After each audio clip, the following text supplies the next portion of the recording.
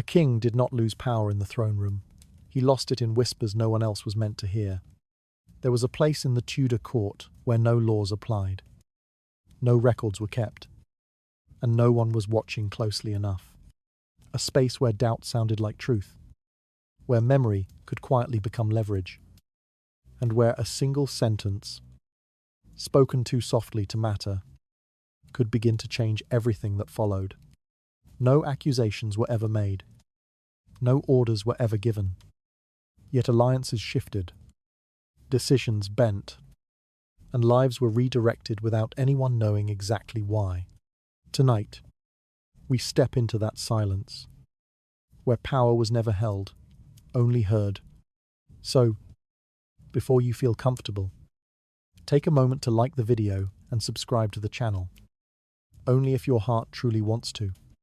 If you do like it, leave a little comment letting me know what time it is, where you are. Now, dim the lights. Adjust the pillow to fit your head. Maybe turn on a fan to create a relaxing atmosphere. And let's begin this journey together tonight. If one were to remain still in the dim quiet of a royal bedchamber, long after the torches had burned low and the corridors had emptied, what lingered would not be ceremony, but something softer, something less guarded. The room itself would seem smaller than expected. Curtains drawn thick against the night. Heavy fabric holds in warmth, but also holds in words. No counsel stood nearby. No scribes leaned over parchment. No one waited to record what was said. Only two figures remained, and between them, a kind of silence that did not belong to the court. It is within this silence that the king becomes less than a king. Not in title, not in authority, but in posture. The weight of the crown loosens slightly in private. The voice lowers. The sentences lengthen. Words begin to wander without the discipline required in public halls. There are pauses. There are unfinished thoughts. There are moments where certainty fades into hesitation. And sometimes, without intention, there are truths. The woman beside him does not interrupt. She does not question. She does not guide the conversation in any obvious way. Her presence is quiet, almost unremarkable, as though she were merely part of the room itself. But she listens, not to the grand declarations, but to the fragments in between, a name spoken with irritation rather than approval. A decision mentioned before has been fully formed, a doubt that would never survive the light of morning. These things do not sound like power when they are first heard. They sound like weakness, or perhaps honesty. It is easy to dismiss them as nothing more than passing thoughts, the kind that dissolve as quickly as they appear. After all, they are not written. They are not confirmed. They carry no seal. But memory has its own way of preserving what paper cannot. And slowly, almost without notice, these fragments begin to gather. At first, they remain exactly what they are: private, delicate, and untouched. The woman holds them not as tools, but as something closer to responsibility, a quiet understanding that she has been allowed to hear what others have not. It does not feel like influence. Not yet. Outside the chamber, the court continues its endless movement. Advisors argue over possibilities. Rivals measure each other with careful eyes. Decisions are anticipated long before they are announced. Each guess carrying its own risk. Because in a place like this, knowledge is never complete. It is always partial, and it is always late. Except, perhaps, for one person. She begins to notice the pattern before she fully understands it. A hesitation she heard at night becomes a delay in counsel. A name spoken with doubt becomes a man quietly set aside. A preference, barely voiced, becomes a direction the court slowly begins to follow. It is not immediate. It is not obvious. But it repeats. And repetition has a way of revealing value. What she carries is no longer just memory. It is timing. And timing, within a court that survives on anticipation, begins to resemble something far more tangible. She does not announce what she knows. She does not reveal it openly. There is no dramatic moment where secrets are placed on display. Instead, there are small adjustments. A word offered at the right moment. A warning delivered without explanation. A silence was maintained where others might have spoken. These actions do not attract attention on their own. They pass through the court, almost unnoticed. But their effects remain. A man avoids a misstep. Another walks directly into one. And somewhere in between, a quiet awareness begins to form. People start to feel that she knows something. Not everything, but enough. No one asks her directly. That would be too dangerous. To ask is to admit uncertainty. And uncertainty is rarely forgiven in places built on control. So they observe. They listen more closely when she speaks. They weigh her silences. They begin, slowly, to adjust themselves around her presence. The king may never recognize this shift. Or if he does, it appears natural to him. A sense that conversations unfold more easily. That tensions dissolve before they become visible. That the world around him seems aligned. It does not feel like manipulation. It feels like comfort. And that is precisely what makes it so effective. Because influence that hides itself inside familiarity rarely draws suspicion. It does not look like power. It does not sound like control. It simply exists. And over time, what once passed between two people as something private begins to take on a different weight. Not affection, not trust, but exchange, unspoken, unacknowledged, yet present in every pause, every recollection, every carefully placed word, because in a place where information arrives too late for most, even the smallest piece of truth, heard at the right moment, can begin to feel like something else entirely, something that can be held, something that can be used, something that, without ever being named, begins to resemble gold. Within the quiet of a closed chamber, what seemed like trust slowly turned into something that could be held and measured. In a court built on anticipation, even the faintest whisper begins to travel further than it should. And somewhere, beyond that silence, a secret is about to be remembered by someone who was never meant to hear it. The private bedchamber exists outside the language of the court. It is not governed by ceremony. It does not follow the same rhythm as the halls beyond its walls. There are no formal entrances, no controlled gestures, no measured exchanges designed for observation. What happens here is not meant to be seen, and more importantly, it is not meant to be recorded. The absence of a record changes the nature of everything that is said. In the court, words are careful because they are preserved. They can be repeated, examined, and turned against the speaker long after they are spoken. Every sentence carries weight because it leaves a trace. Here, nothing remains. No ink captures hesitation. No witness confirms tone. No memory beyond the room itself can be trusted to hold what was said exactly as it was. And because of that, words begin to lose their rigidity. The king does not need to defend every thought. He does not need to complete every idea. He can speak in fragments, in half-formed reflections, in contradictions that would be unacceptable in any other space. He can be uncertain, and uncertainty, when allowed to exist freely, reveals far more than certainty ever could. The woman who shares this space does not respond to declarations. There are none. She listens instead to what is incomplete, to what is left unresolved, to what returns without being asked. These are the things that carry meaning. A decision that has already been made has no room for influence. It is fixed, protected, and reinforced by the structure of the court.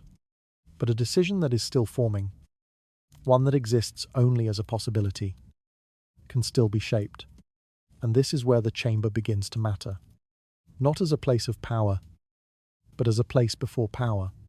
The king may speak of a name without committing to it. He may question a plan without rejecting it. He may return to the same concern more than once. Each time, with slight variation. Each time revealing a little more of what lies beneath. These repetitions are not random. They are signals. The woman begins to recognize them slowly. Not as a strategy. Not at first. But as a pattern. Certain topics linger longer than others. Certain doubts refuse to disappear. Certain names are spoken with a tone that does not match their public standing. This is information that does not exist anywhere else. It cannot be confirmed. It cannot be proven. But it can be remembered.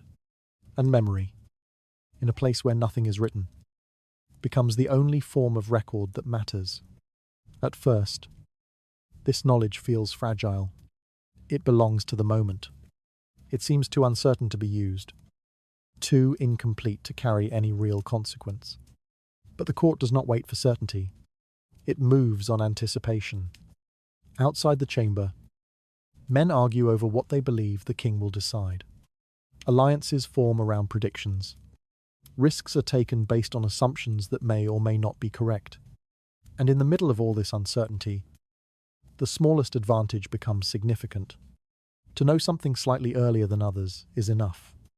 To understand a hesitation before it becomes visible is enough. To sense a direction before it is announced is enough. The chamber provides exactly this. Not clarity, but timing. The woman does not need to reveal what she knows.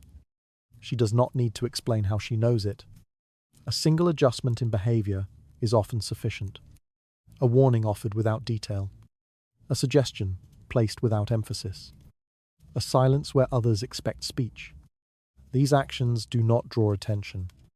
They do not appear strategic, but they begin to create an impression that she is aware of something others are not, that her presence is connected, in ways that cannot be explained, to outcomes that unfold later. No one can prove it.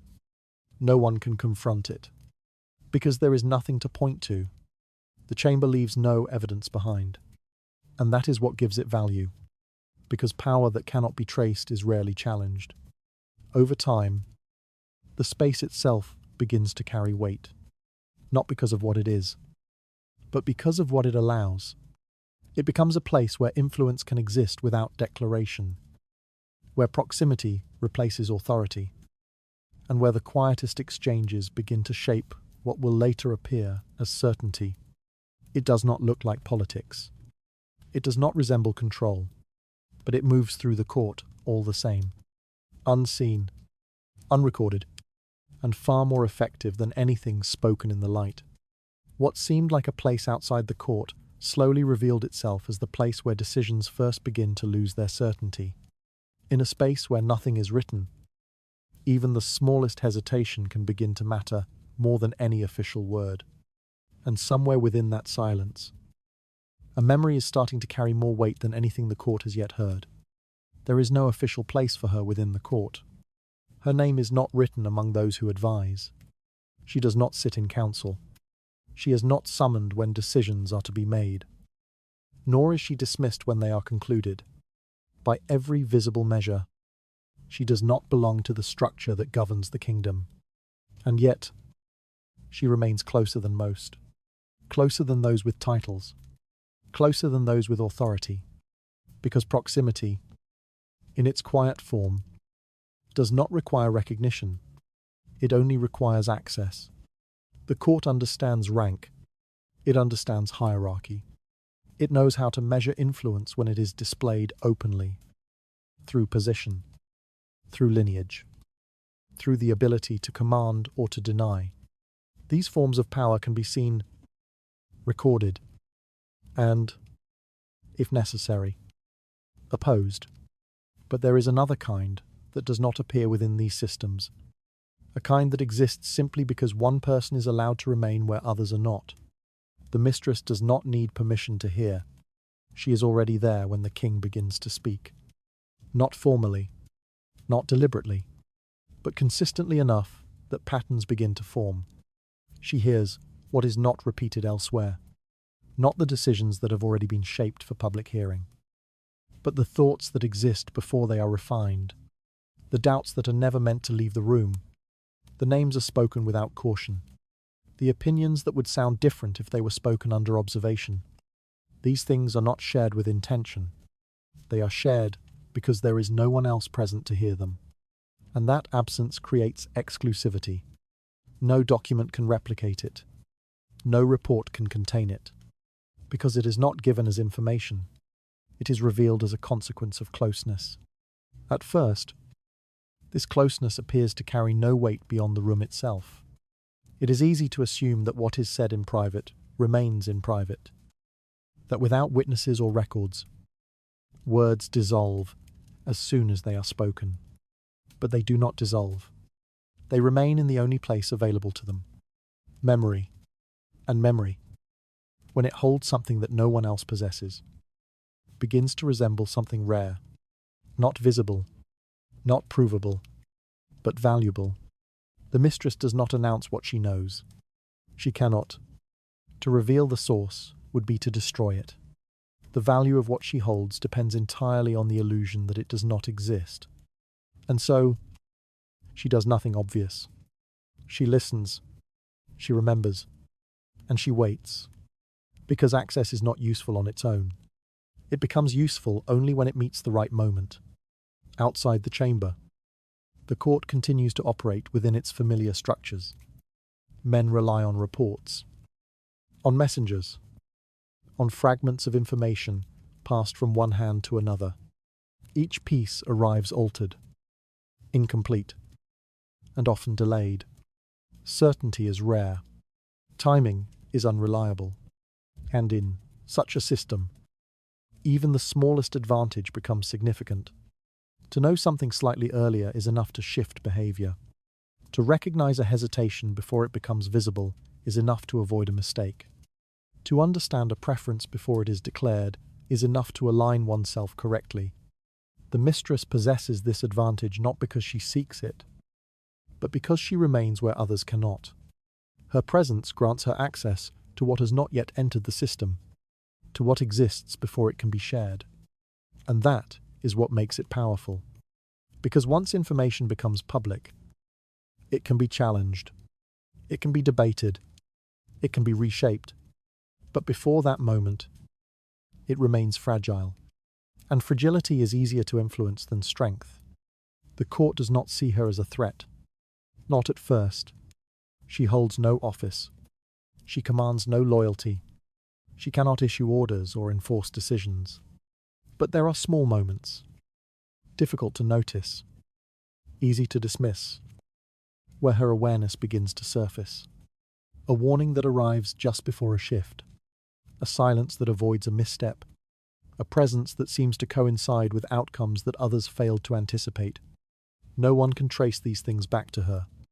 There is no evidence, only a growing sense that she knows something. Not everything, but enough. And in a place where knowledge is always incomplete, enough begins to carry weight. The mistress does not need to control the court. She only needs to exist slightly ahead of it, to stand quietly at the point where information has not yet been shared, to hold, without display, what others are still trying to discover. This is her position.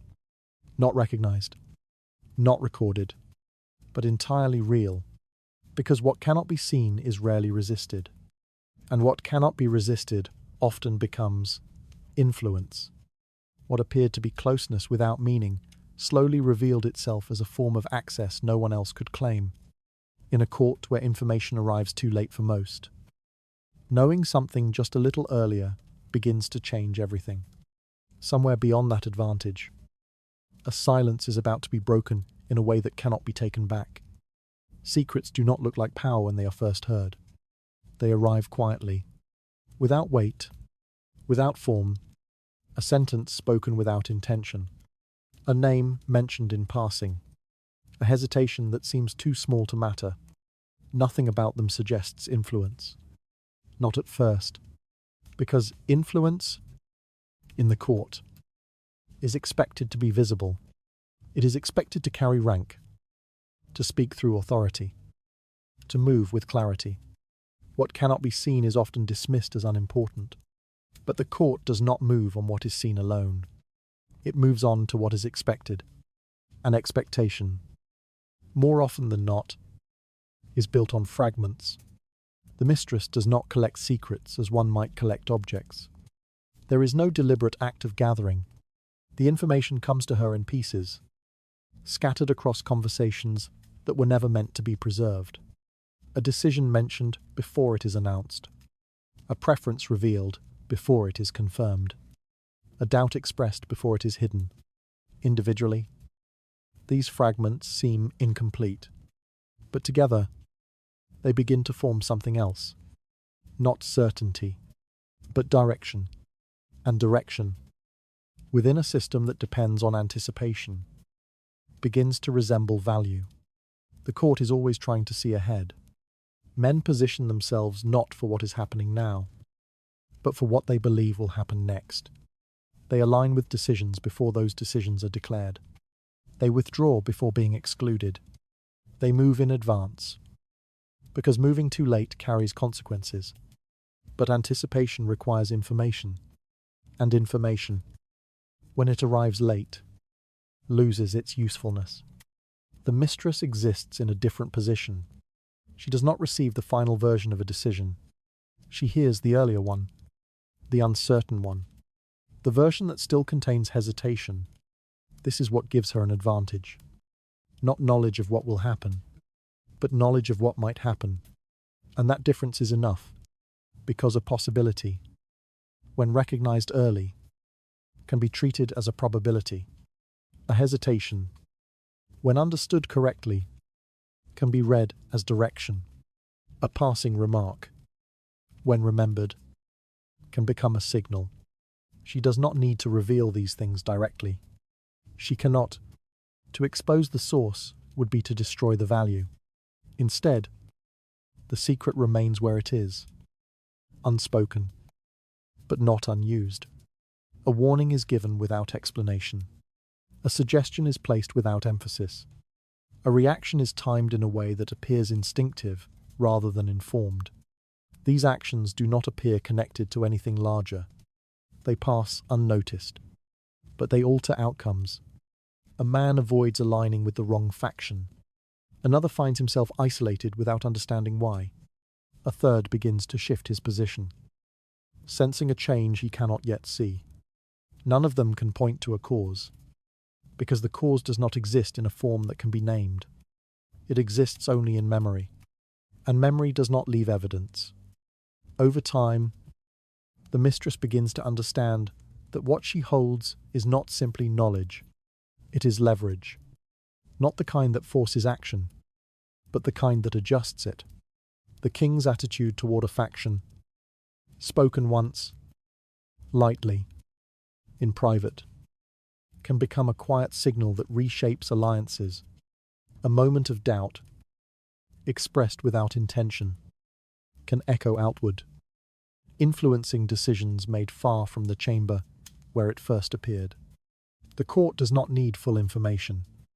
It only needs enough to act.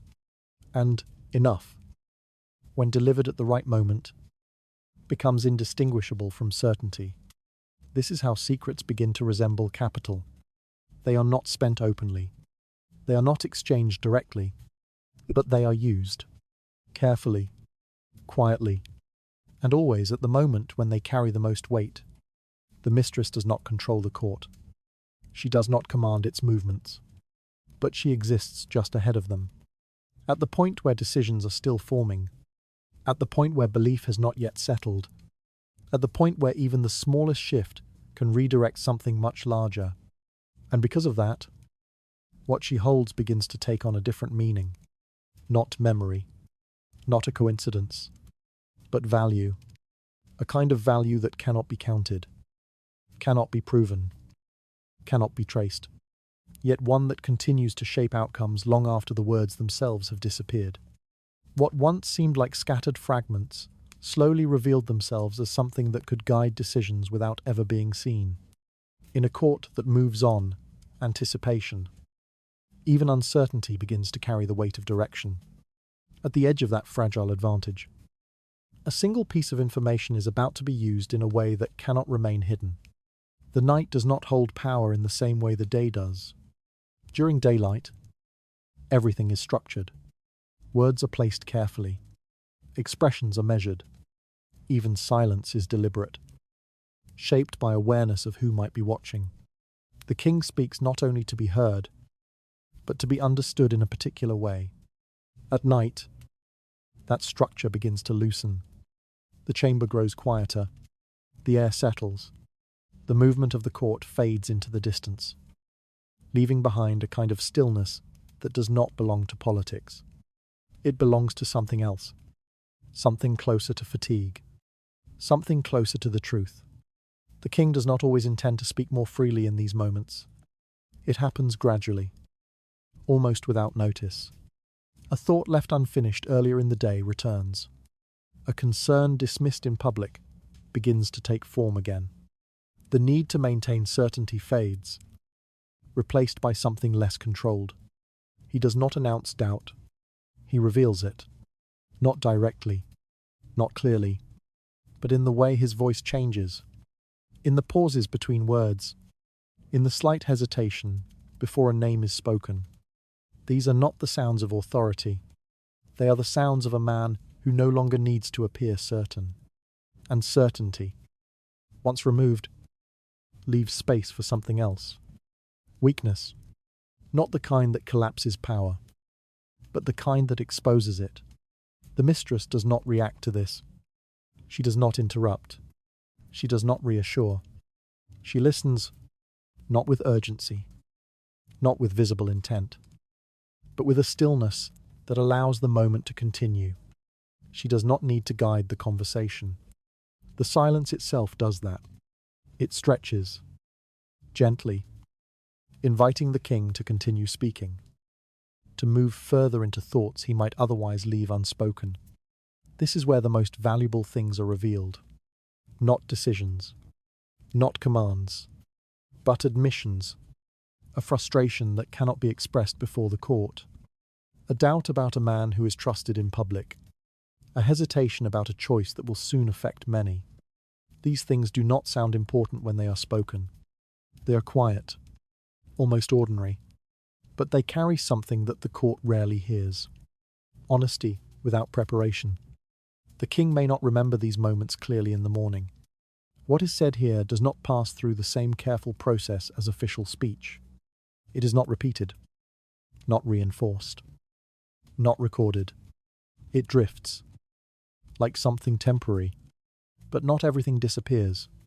The mistress remembers, not every word, not every detail, but enough to recognize what matters, enough to understand what has shifted, because a single admission, spoken without intention, can change the meaning of everything that follows. A man once trusted becomes uncertain. A decision once fixed becomes fragile. A direction once clear begins to bend. These changes are not visible immediately. They do not appear in the chamber. They appear later. In the morning, when the court gathers again, nothing seems different at first. The same faces, the same voices, the same structure that has always defined the space. The king speaks as expected. The words are controlled again. The tone is firm, but something beneath that surface has changed. A name is not mentioned. A suggestion is delayed. A decision is approached with caution that did not exist before. No one can explain why. No one can point to the moment where it happened, because the moment did not belong to the court. It belonged to the night. The mistress does not need to act on what she has heard. The change has already begun. Her role is not to force it, but to recognize it, to understand that what seemed like a quiet confession was not simply a passing thought, but a shift in direction. And once direction begins to shift, everything that follows adjusts around it. The court responds without knowing. Men reposition themselves based on what they sense, rather than what they are told. Alliances tighten or loosen without a clear reason. Conversations change tone. Decisions move slightly off their expected path. It is subtle, but it is enough. Because the court does not require clarity to change. It only requires movement. And movement, once started, rarely stops at its original point. The confession itself remains invisible. No one speaks of it. No one refers to it. It cannot be used openly, and cannot be repeated without risk. Its value lies precisely in the fact that it exists only in memory, carried quietly by someone who does not need to prove it. This is what makes it powerful. Not the words themselves, but the way they alter what comes after. The king may believe that he has simply reconsidered. The court may believe that circumstances have shifted. No one considers the possibility that everything began with a single moment of weakness, spoken in a room where no one was supposed to be listening. And yet, that is often how change begins. Not with a declaration, not with a decision, but with a voice, lowered just enough to reveal something it was never meant to say. What sounded like a quiet confession slowly revealed itself as the beginning of a shift no one could trace. By the time morning returned, the words themselves had faded, but their effect had already taken hold. Within that unseen change, a single memory is about to be carried beyond the room where it was meant to remain. Not every secret is meant to be used. At first, this is not obvious. The act of hearing something rare, something no one else has access to, creates a quiet pressure, a sense that what is known should not remain idle. That knowledge, once held, carries an expectation of movement. But movement, in this context, is rarely immediate and rarely safe. The mistress begins to understand this slowly, not through instruction, not through warning, but through observation.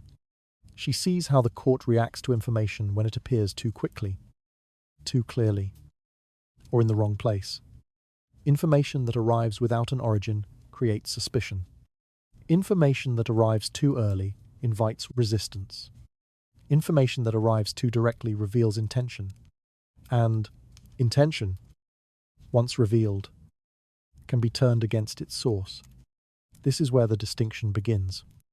Between hearing and holding. Hearing is passive. It requires nothing beyond presence. It does not change anything on its own. But holding is different. Holding requires restraint. It requires the ability to let something remain unspoken, even when speaking might bring advantage. It requires the discipline to recognize that timing matters more than content, because a secret used at the wrong moment loses its value. Or worse, exposes the one who holds it. The mistress does not act on everything she knows. She cannot. To do so would be to reveal a pattern, and patterns are what the court learns to detect. Once detected, they can be studied. Once studied, they can be countered. So she waits, not passively, but carefully. She allows certain things to pass without response. She lets conversations unfold without interference. She observes how others position themselves, how they interpret the fragments they have, and how they move based on incomplete understanding. This observation becomes part of the process, because influence is not created by information alone. It is created by contrast. To speak when others expect silence draws attention. To remain silent when others expect speech creates uncertainty. Both can be used, but neither should be used without purpose. The mistress begins to recognize that silence itself carries meaning, not as absence, but as choice. When she does not react, others begin to question why. When she does not confirm what seems obvious, doubt begins to form. This doubt is not directed at her. It is directed outward. In the situation, based on the assumptions others have made. And once doubt begins to spread, the ground beneath certainty becomes unstable. This is where selective disclosure becomes effective. Not a full revelation, not a complete explanation, but fragments. A word placed in passing, a remark that appears casual, a suggestion that seems disconnected from anything specific. These fragments do not expose the secret. They point toward it, and in pointing, they allow others to reach conclusions on their own. This is important, because a conclusion reached independently is rarely questioned. It feels earned. It feels certain, even when it is built on incomplete information. The mistress does not need to convince. She only needs to guide. And guidance, when done without visibility, is difficult to resist. There are moments, however, where even this must be avoided. Moments where the safest action is to do nothing, to hold everything in place, to allow the court to move without interference, even when it moves incorrectly, because not every mistake needs to be prevented. Some mistakes reveal more than correction ever could. A man who misjudges a situation exposes his own limitations. A faction that acts too early reveals its intentions. A decision made without full understanding creates consequences that cannot be hidden. These moments generate new information that would not exist if everything were controlled too tightly. And so, restraint becomes not just protection, but strategy. The mistress learns to measure not only what she knows, but when it should matter. A secret kept too long loses relevance. A secret revealed too soon loses impact. But a secret introduced at the exact point where uncertainty begins to form can shift direction without appearing to do so. This is where influence becomes real, not in the possession of knowledge, but in its timing. The court never sees the process. It only sees the result. A behavior change, a shift in alignment, a decision that seems to arrive naturally, without clear cause. No one traces it back, because there is nothing visible to trace. Only a pattern of silence, followed by a single, carefully placed word, and even that word disappears quickly, absorbed into the larger movement of the court, leaving behind no evidence, only effect.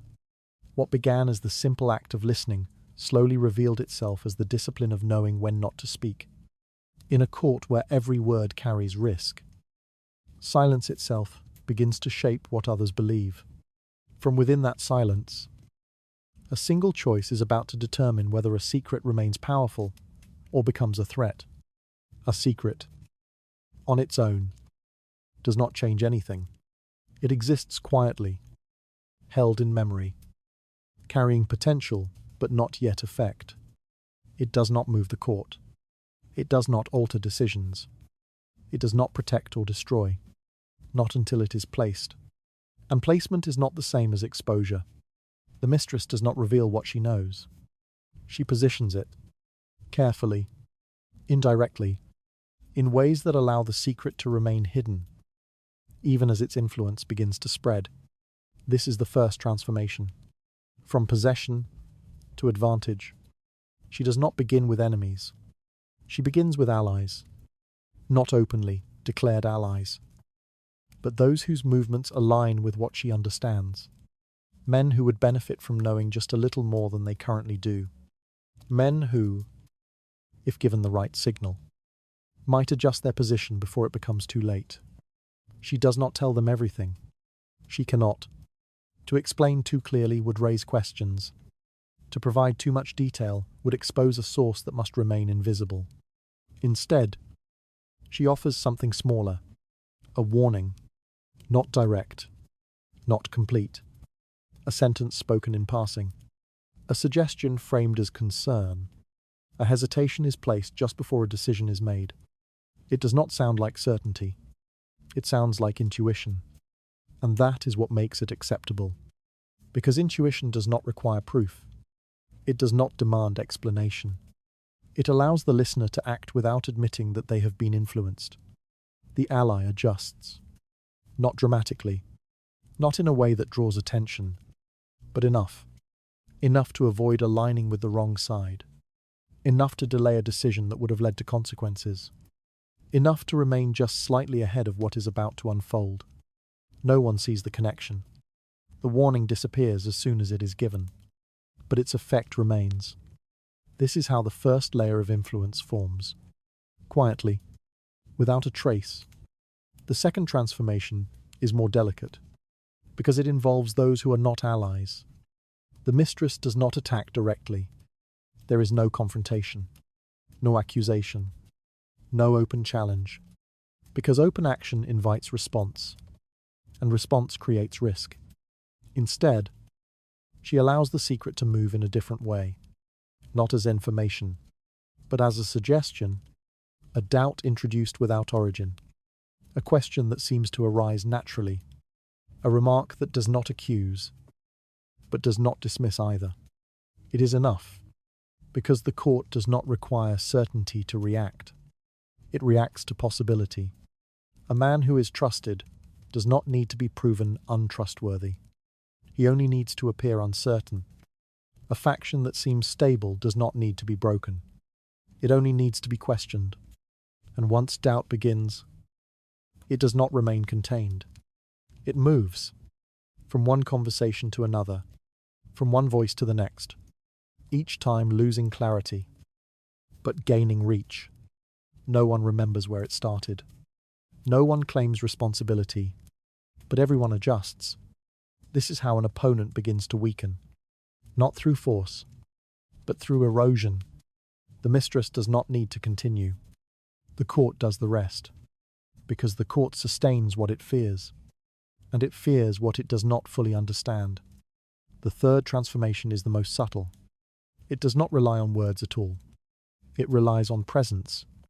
Over time, patterns begin to form around her. Warnings that arrive before events. Silences that precede shifts. Reactions that align too closely with outcomes to be dismissed as a coincidence. No one speaks of it directly, but they notice. She appears. Informed. Not openly. Not in a way that can be challenged, but consistently enough to create an impression that she knows more than she reveals. And this impression becomes its own form of influence, because people do not need proof to adjust their behavior. They only need belief. A man who believes she knows something will hesitate before acting against her. Another may seek proximity, hoping to benefit from what she might share. A third may avoid speaking too freely in her presence, uncertain of what might already be known. None of this requires confirmation. The possibility is enough. This is where the secret reaches its final form. Not as information, not as a warning, not even as a rumor, but as perception. The mistress does not need to use every secret she holds. In fact, most remain untouched, because the value is no longer in what is revealed. It is in what might be revealed. And what might be revealed is far more difficult to defend against. The court cannot confront something that has not been said. It cannot challenge what has not been proven. It can only adjust. Carefully, quietly, around a presence it does not fully understand. This is how influence settles into place, not through action alone, but through the expectation of action. And expectation, once established, rarely disappears, even when nothing is done. What began as a hidden collection of knowledge slowly revealed itself as something that could be placed, redirected, and allowed to move without ever being exposed. In a court that reacts to suggestion as much as certainty, even the smallest hint can begin to reshape alliances. Within that quiet influence, a single misstep is about to reveal just how dangerous it is to appear as someone who knows too much. The mistress rarely speaks to the court directly. There is no place for her voice in a formal discussion, no position that allows her to address the council, no authority that would justify her involvement in matters of state. If she were to speak openly, it would raise questions. If she were to act visibly, it would invite resistance. So she does not move through the court. The court moves around her, and between her and the court, something else begins to take shape. A network, not declared, not organized, but present. It does not exist in writing. There are no lists, no agreements, no clear lines of communication. It forms through proximity, through habit, through small exchanges that appear insignificant when viewed on their own. Yet together, they create a path. Information does not travel in a straight line. It passes through hands, through voices, through people who may not fully understand what they are carrying. The closest to her are the servants. They move without being noticed. They enter rooms without being announced. They hear conversations not meant for them. And they are rarely questioned about what they remember. Their role appears simple, but their presence is constant. A servant who lingers a moment longer than necessary may carry away a fragment, a glance, a tourne, a name spoken too freely. These fragments, on their own, mean little, but when placed correctly, they become something else.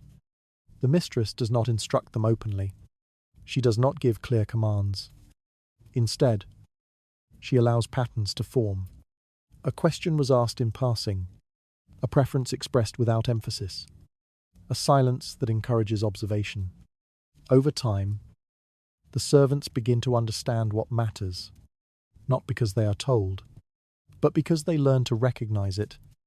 They pass along what they notice, carefully, indirectly, never as certainty, always as something that can be dismissed if necessary.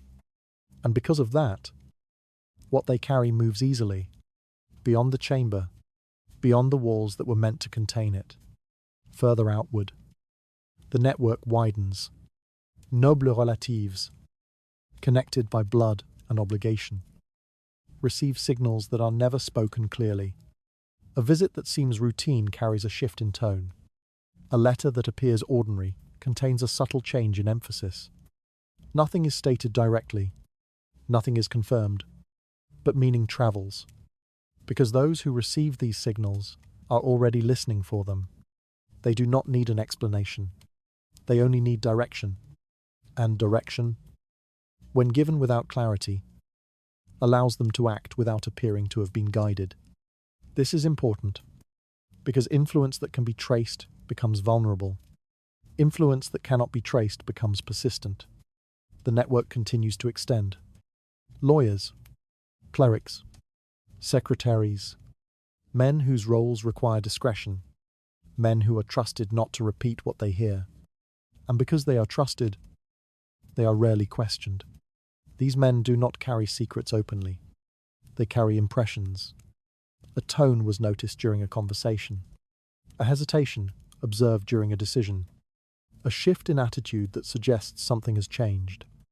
These impressions move quietly, from one room to another, from one conversation to the next, each time becoming slightly altered, slightly less clear, but also more difficult to trace. No single person holds the entire truth. No single voice can be identified as the source. And that is what allows the network to function. Because a message that has no clear origin cannot be challenged directly. It can only be reacted to. The mistress does not control every movement within this network. She does not need to. Control would require visibility, and visibility would create risk. Instead, she exists at the center of something that appears to move on its own. Information flows outward, not in complete form, but in fragments, signals, suggestions. Each piece is small enough to avoid attention, yet together, enough to influence how the court begins to shift.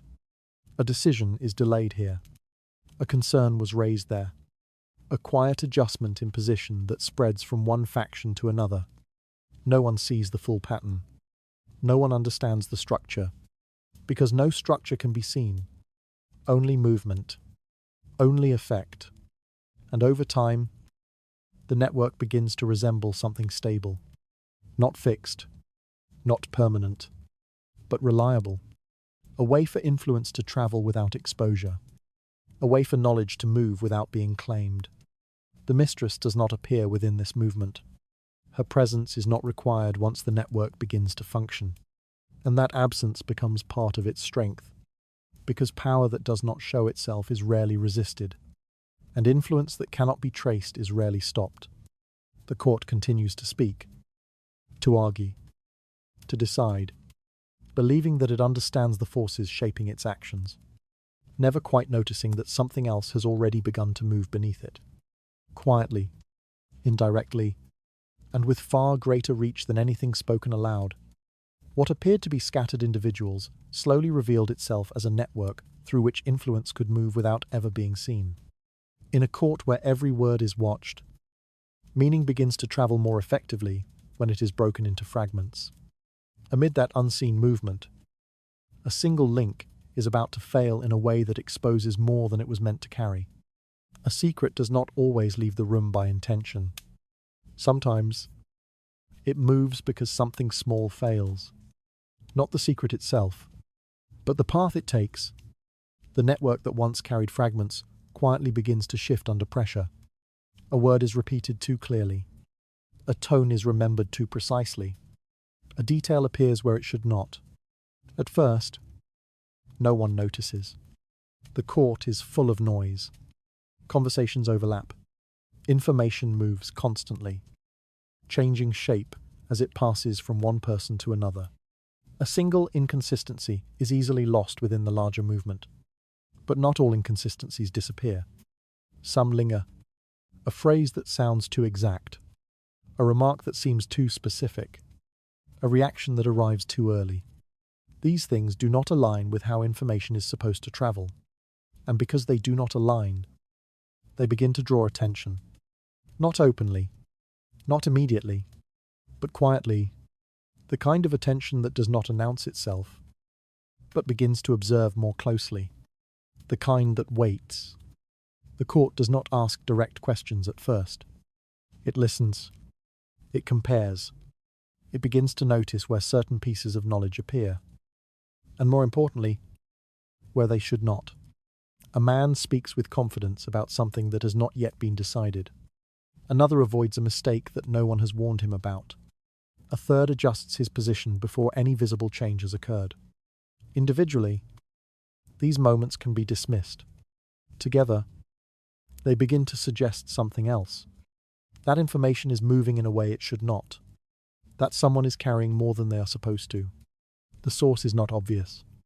It never is. Because the secret did not travel in a straight line. It moved through hands that did not fully understand it. Through voices that altered it without intention. Through spaces where it should have dissolved, but did not. By the time it reaches the surface, it no longer resembles its origin. But its effect remains intact. And that is enough. The court does not need to know where it began. It only needs to know that it exists. And once it knows, it begins to search. Not for the secret itself, but for the pattern. Who benefits from this knowledge? Who moves correctly when others hesitate? Who remains unaffected when uncertainty spreads? These questions do not require answers. They require observation. And observation, over time, begins to narrow. The mistress does not notice the shift immediately. There is no sudden accusation, no confrontation, no moment where the court turns openly against her. Instead, there are small changes. Conversations pause when she approaches. Eyes linger slightly longer than before. Words become more careful in her presence. Nothing is said, but something has changed. The court is beginning to see her. Not clearly, not completely, but enough to become cautious. This is how exposure begins. Not with proof, but with awareness. The mistress understands the risk before it becomes visible. She recognizes that something has moved too far, too clearly, too quickly, that a fragment has carried more of its original shape than it should have. And once that happens, the illusion begins to weaken, because the strength of the network depends on uncertainty, on the inability to trace, on the absence of a clear line between cause and effect.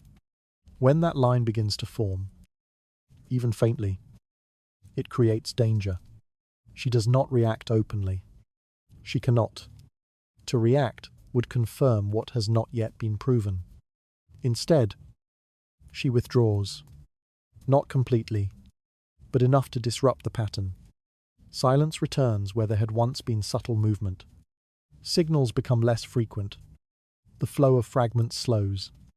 This is not a retreat. It is preservation. Because a secret that moves too freely stops being a secret. And once it stops being a secret, it stops being useful. The court continues to watch. But without a new movement, it cannot confirm what it suspects. Doubt remains, unresolved. And unresolved doubt does not lead to action. It leads to caution, which, in itself, is a form of control.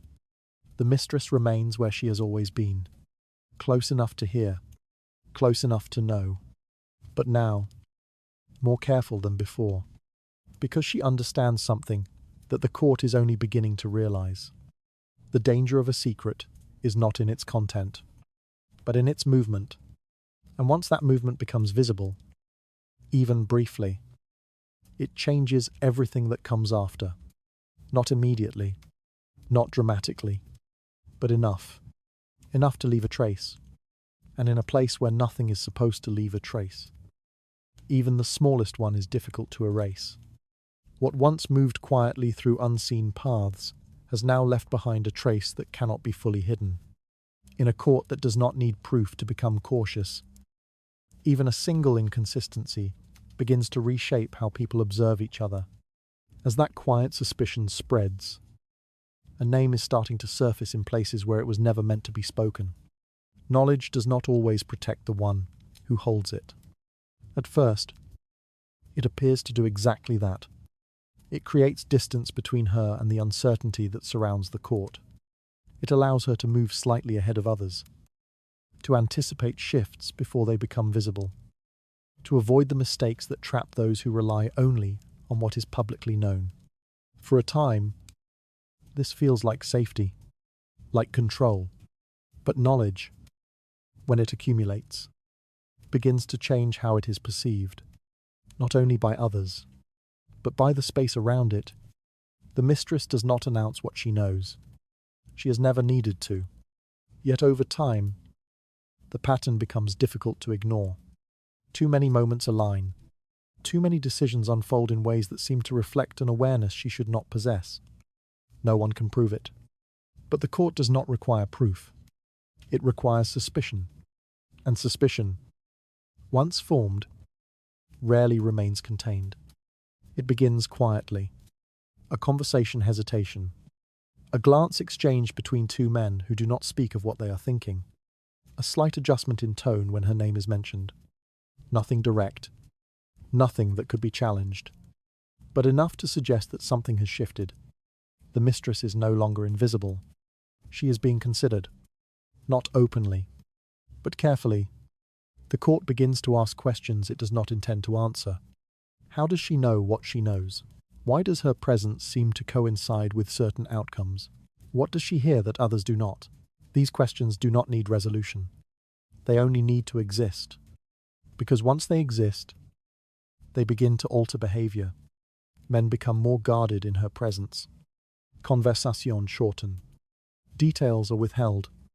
What was once spoken freely begins to disappear. Not because it has lost importance, but because it has gained risk. The king himself may not fully recognize this change. Or perhaps he does. In small ways. A growing sense that words must be chosen more carefully. That even private conversations carry a weight they did not before. That which is said may not remain where it was intended. This creates distance. Not openly, not deliberately, but gradually. And distance, once introduced into intimacy, is difficult to remove. The mistress feels it before she can define it. A slight shift in tone, a pause where there had once been continuity, a sense that something is being held back. It is not an accusation. It is protection. Because the king does not fear her directly. He fears what might happen if what he says does not remain contained. And that fear begins to reshape proximity. Elsewhere, the court reacts differently. Those who feel threatened by her presence do not withdraw. They move closer, not in trust, but in opposition. A woman who appears to know too much becomes a point of concern, not because she has acted openly, but because she might, and might is enough. Opposition does not require evidence. It requires opportunity. A rumor, placed carefully, can begin to redefine perception. A suggestion, repeated quietly, can alter how others interpret her actions. She does not need to be proven manipulative. She only needs to appear capable of manipulation. Once that image begins to form, it spreads, not quickly, but steadily, because it aligns with something the court already suspects. And suspicion, when confirmed, even partially, becomes belief. This is where danger begins to take shape, not in what she has done, but in what others believe she could do. The mistress cannot defend against this directly. To deny would be to acknowledge. To explain would be to expose. So she remains silent. But silence, in this moment, does not protect her. It deepens the uncertainty. And uncertainty, once turned against a person, becomes difficult to reverse. The final risk is quieter, less visible, but more decisive. Replacement. The court does not always confront what it fears.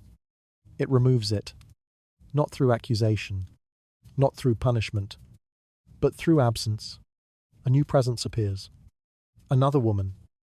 Perhaps another listener. Another voice that begins to occupy the space she once held.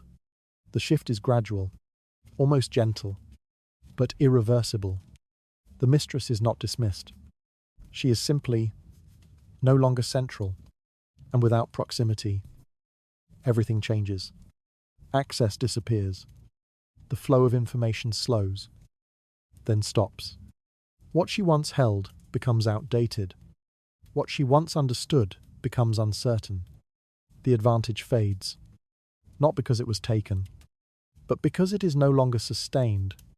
This is how the court protects itself, not by destroying what it fears, but by replacing it, because replacement leaves no trace, no conflict, no explanation, only a quiet transition from presence to absence. The mistress understands this too late. That knowledge, when it grows too visible, becomes a burden. That knowing more than others invites not admiration, but caution. And that caution, when it spreads, leads not to confrontation, but to removal. What once appeared to be protection slowly revealed itself as something that draws attention rather than conceals it. In a court where suspicion is enough to reshape behavior, knowing too much begins to isolate rather than empower. As that isolation deepens, a quiet replacement is beginning to take form in a place she once believed could not be taken from her. The wife does not need to be hidden. Her place is visible, recognized, secured not by proximity, but by structure. She stands within the court as something fixed, not a passing presence, not a quiet influence, but a figure defined by law, by ceremony, by expectation. Her role does not depend on access to private moments. It is established in daylight, affirmed in public, reinforced by every ritual that surrounds her. She does not need to listen in silence. She is meant to be seen. The court understands her position immediately. She is the embodiment of stability, the continuation of the lineage, the visible proof that order exists within the household of the king. Her presence reassures, not because of what she says, but because of what she represents. Nothing about her is uncertain. Nothing about her is hidden. And that clarity gives her a different kind of power. It is not flexible. It does not move quietly, but it endures. Her authority begins with legitimacy, not granted by favor, but by recognition, by law, by the approval of institutions that exist beyond the court itself. The church affirms her place. The noble families reinforce it. The structure of inheritance depends on it. She does not need to claim her position. It is already hers. And because of that, she is surrounded by something the mistress does not possess. allies, not informal, not uncertain, not shifting with each change in mood. These alliances are defined, recorded, and acknowledged. Families align themselves with her not out of personal preference, but out of necessity. Their interests are tied to her stability. They do not need to understand her thoughts. They only need to protect her position. This creates a network of a different kind, one that does not rely on whispers, one that does not depend on secrecy, but one that acts openly, with the confidence of being supported by something larger than any single decision. The wife does not need to move ahead of the court. She stands within it. At its center, her presence influences not by anticipation, but by expectation. What she represents shapes how others behave, how they speak, and how they align themselves. To oppose her directly is to oppose the structure that holds the court together. Few are willing to take that risk. And yet, for all this stability, something remains absent. Information. Not entirely, but enough to matter. The wife does not always hear what is said in private. She does not always witness the moments where uncertainty appears. She does not stand in the quiet space where decisions are still forming. She receives what has already been shaped, what has already been refined, what has already been made safe to present. This creates a distance, not visible, but real. She knows what the court knows, but not always what the king feels. She understands what has been decided, but not always how that decision was reached. And in that gap, something begins to exist beyond her reach. The mistress moves within that gap, not openly, not with recognition, but with access. The wife does not compete with her directly. She does not need to. Their forms of power do not overlap in a way that allows for simple opposition. One stands in light, the other in shadow. One is supported by structure, the other by proximity. The court does not always see this as a conflict, but it senses the difference. Because there are moments, small, difficult to define, where the two forms of influence begin to diverge. A decision appears that does not fully align with expectations. A hesitation emerges where certainty should exist. A shift occurs that cannot be traced back to any formal discussion. The wife notices these moments, not immediately, but over time. She does not question them openly. To question would suggest uncertainty, and uncertainty weakens the position she must maintain. Instead, she observes. She adjusts. She begins to recognize that something is moving outside the structures she relies on, something she cannot fully see. This is where her strength becomes both protection and limitation. She cannot follow what is not visible. She cannot challenge what is not declared. But she can endure, and endurance, within a court that shifts constantly, becomes its own form of control. The mistress may move more quickly. She may anticipate. She may influence what has not yet been decided.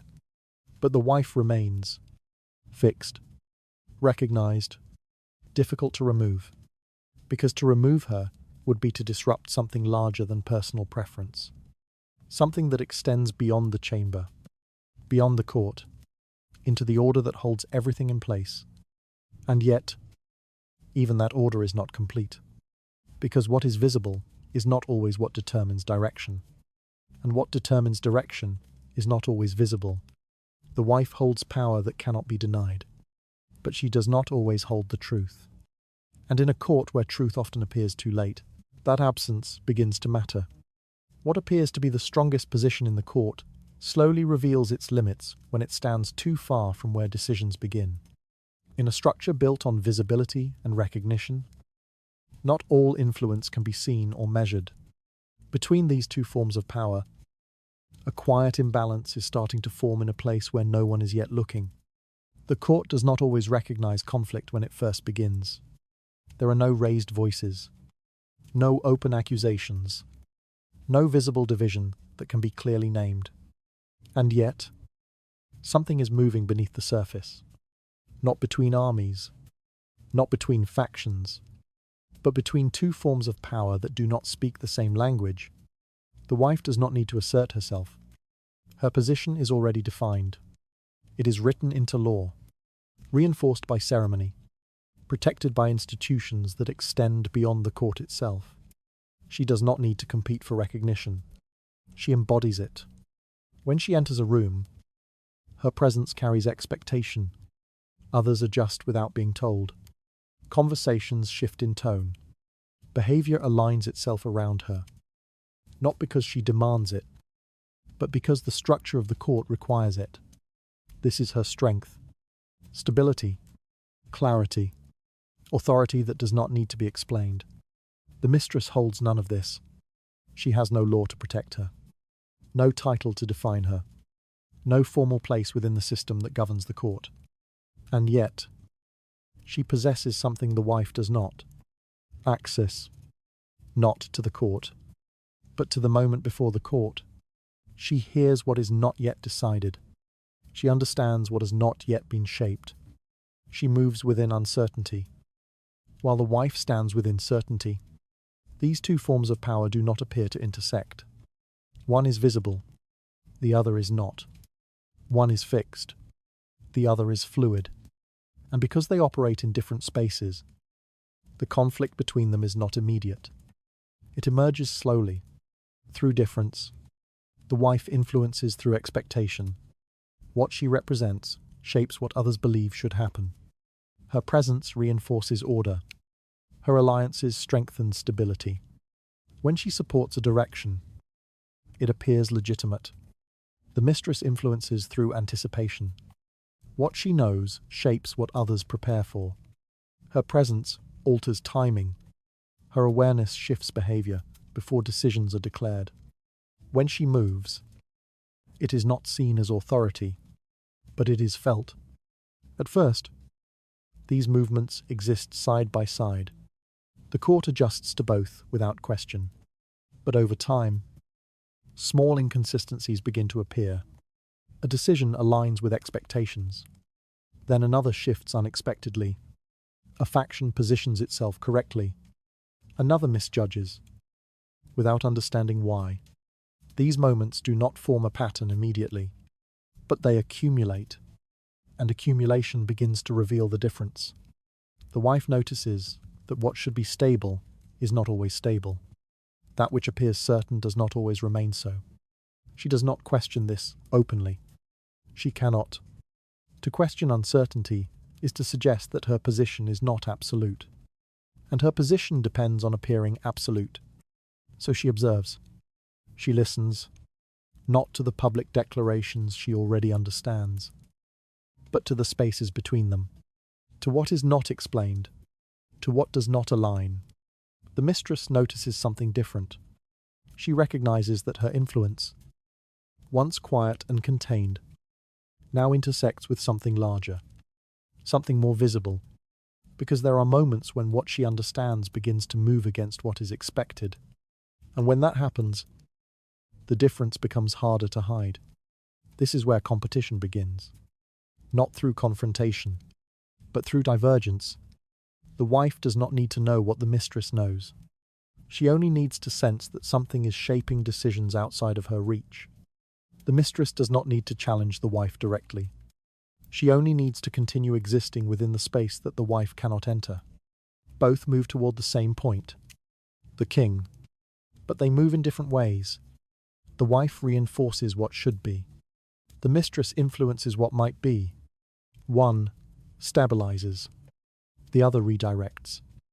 The king may not see this clearly, or if he does, it does not appear as a conflict. It appears as a balance, a structure that holds him in place, a voice that shifts him forward. Both necessary, both present, but not equal, because balance does not remain unchanged. Over time, one begins to affect the other. The wife's certainty becomes harder to maintain when outcomes shift unexpectedly. The mistress's influence becomes more visible when it begins to alter what was assumed to be fixed. The distance between them narrows, not physically, but in effect. And once their effects begin to overlap, the court begins to notice, not the source, but the result. Those decisions are no longer entirely predictable. That influence no longer follows a single path. That something unseen is beginning to move alongside what has always been visible. This is when attention shifts, quietly, carefully, because the court does not ignore the imbalance. It studies it, and once it begins to study, it begins to choose, not openly, not immediately, but inevitably, between what is known and what is not. What once appeared as two separate forms of influence slowly revealed themselves as forces moving toward the same point. In a court that depends on stability, even a slight divergence begins to carry consequences. At the point where the visible and the hidden begin to collide, a decision is starting to form that will not favor both sides. A secret does not need to be revealed to be used. In many cases, it is more effective when it remains unspoken. The mistress understands this not as a rule, but as a gradual realization. What she holds is not only information, it is memory. Specifically, the memory of moments when the king was not guarded, moments when his voice lowered, moments when certainty loosened, moments when what he said did not belong to the court, but to something more personal. These moments do not carry authority, they carry vulnerability. And vulnerability, once remembered, can be returned. Not directly, not as an accusation, but as a reminder. The mistress does not repeat his words in full. She does not quote him.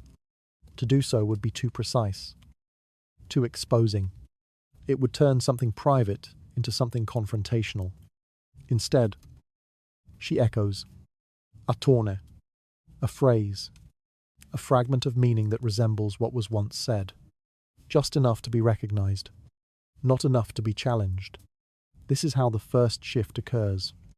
The king hears something familiar, not identical, but close enough.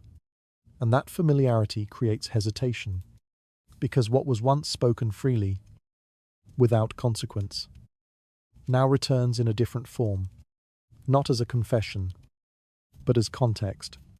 The mistress does not need to explain it. The king remembers, and memory does the rest.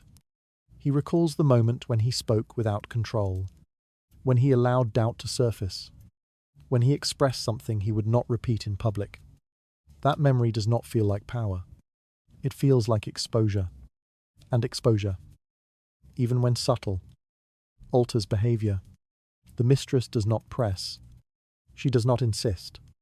She allows the recognition to settle, because once a thought is recognized as something previously revealed, it becomes difficult to dismiss. This is how influence begins to move from knowledge to pressure. Not visible, not direct, but present. There are moments when this becomes more defined. A decision approaches. A direction is being formed. The king speaks with the certainty expected of him. But the mistress introduces something small, a reminder, not of the decision itself, but for a moment, a hesitation he once had, a concern he once voiced. She does not present it as a contradiction. She presents it as continuity, as though the current decision is simply part of a longer thought he has already begun. This changes the structure of the moment. The decision no longer stands alone. It becomes connected to something earlier, something less certain. And once that connection is made, the king must reconcile the two. Certainty becomes more difficult to maintain, not because it is challenged, but because it is remembered differently. This is where the psychological weight begins to form, not from force, but from alignment. The mistress aligns the present with the past. She reminds without accusing. She suggests without directing. And in doing so, she creates a space where the king feels accountable, not to the court, not to law, but to himself. This is more powerful than external pressure, because it does not come from outside. It comes from within. There are also moments where something else appears. A promise, not formal, not recorded, but spoken in private, a word given in a moment of closeness, a reassurance offered without expectation of consequence. These promises do not belong to the structure of the court. They are not enforceable. They are not binding. But they are remembered. The mistress does not demand they be fulfilled. She does not present them as an obligation. She allows them to exist in the space between memory and action. A quiet presence. A suggestion that something was once said. That something still exists. And the king, hearing this, cannot fully ignore it, because to ignore it would be to deny that moment, to deny what he allowed himself to say. This creates a different kind of pressure. Not fear, not authority, but something closer to emotional debt. A sense that what was shared should not be dismissed entirely. That which was given in trust should not be treated as if it never existed. The mistress does not need to define this. She does not need to explain it. It is felt, and feeling, in this context, shapes decisions more quietly than argument ever could. The court does not see this process. It cannot. There are no signs, no raised voices, no visible exchange, only outcomes that shift slightly, a decision reconsidered, a direction altered, a tone softened.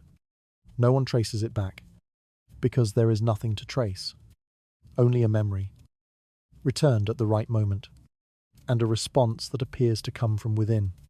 This is how the secret becomes leverage, not through exposure, but through recognition, not through force, but through reflection. And reflection, once triggered, is difficult to resist, because it belongs to the one who feels it, not the one who caused it. What once seemed like a private moment slowly revealed itself as something that could return and alter what followed. In a court where decisions must appear certain, even a quiet memory can begin to weaken that certainty. Where memory begins to overlap with decision, a single reminder is about to carry more weight than anything spoken aloud. Loyalty is often mistaken for something that can be secured. It is measured in gifts, in titles, in promises made publicly and confirmed by witnesses. The court understands loyalty as an exchange.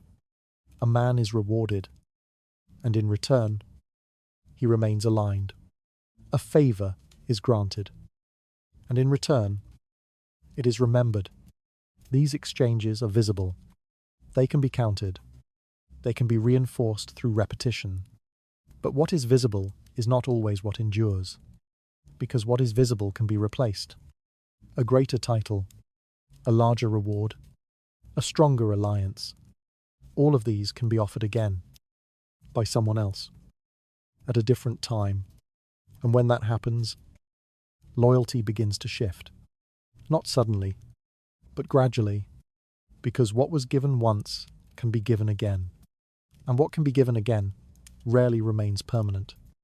The king understands this, even if he does not always acknowledge it.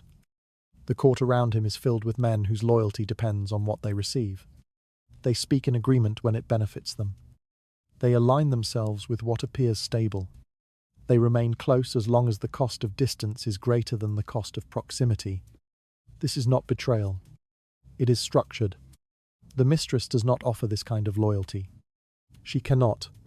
She has no titles to give, no land to distribute, no authority to grant anything that can be measured.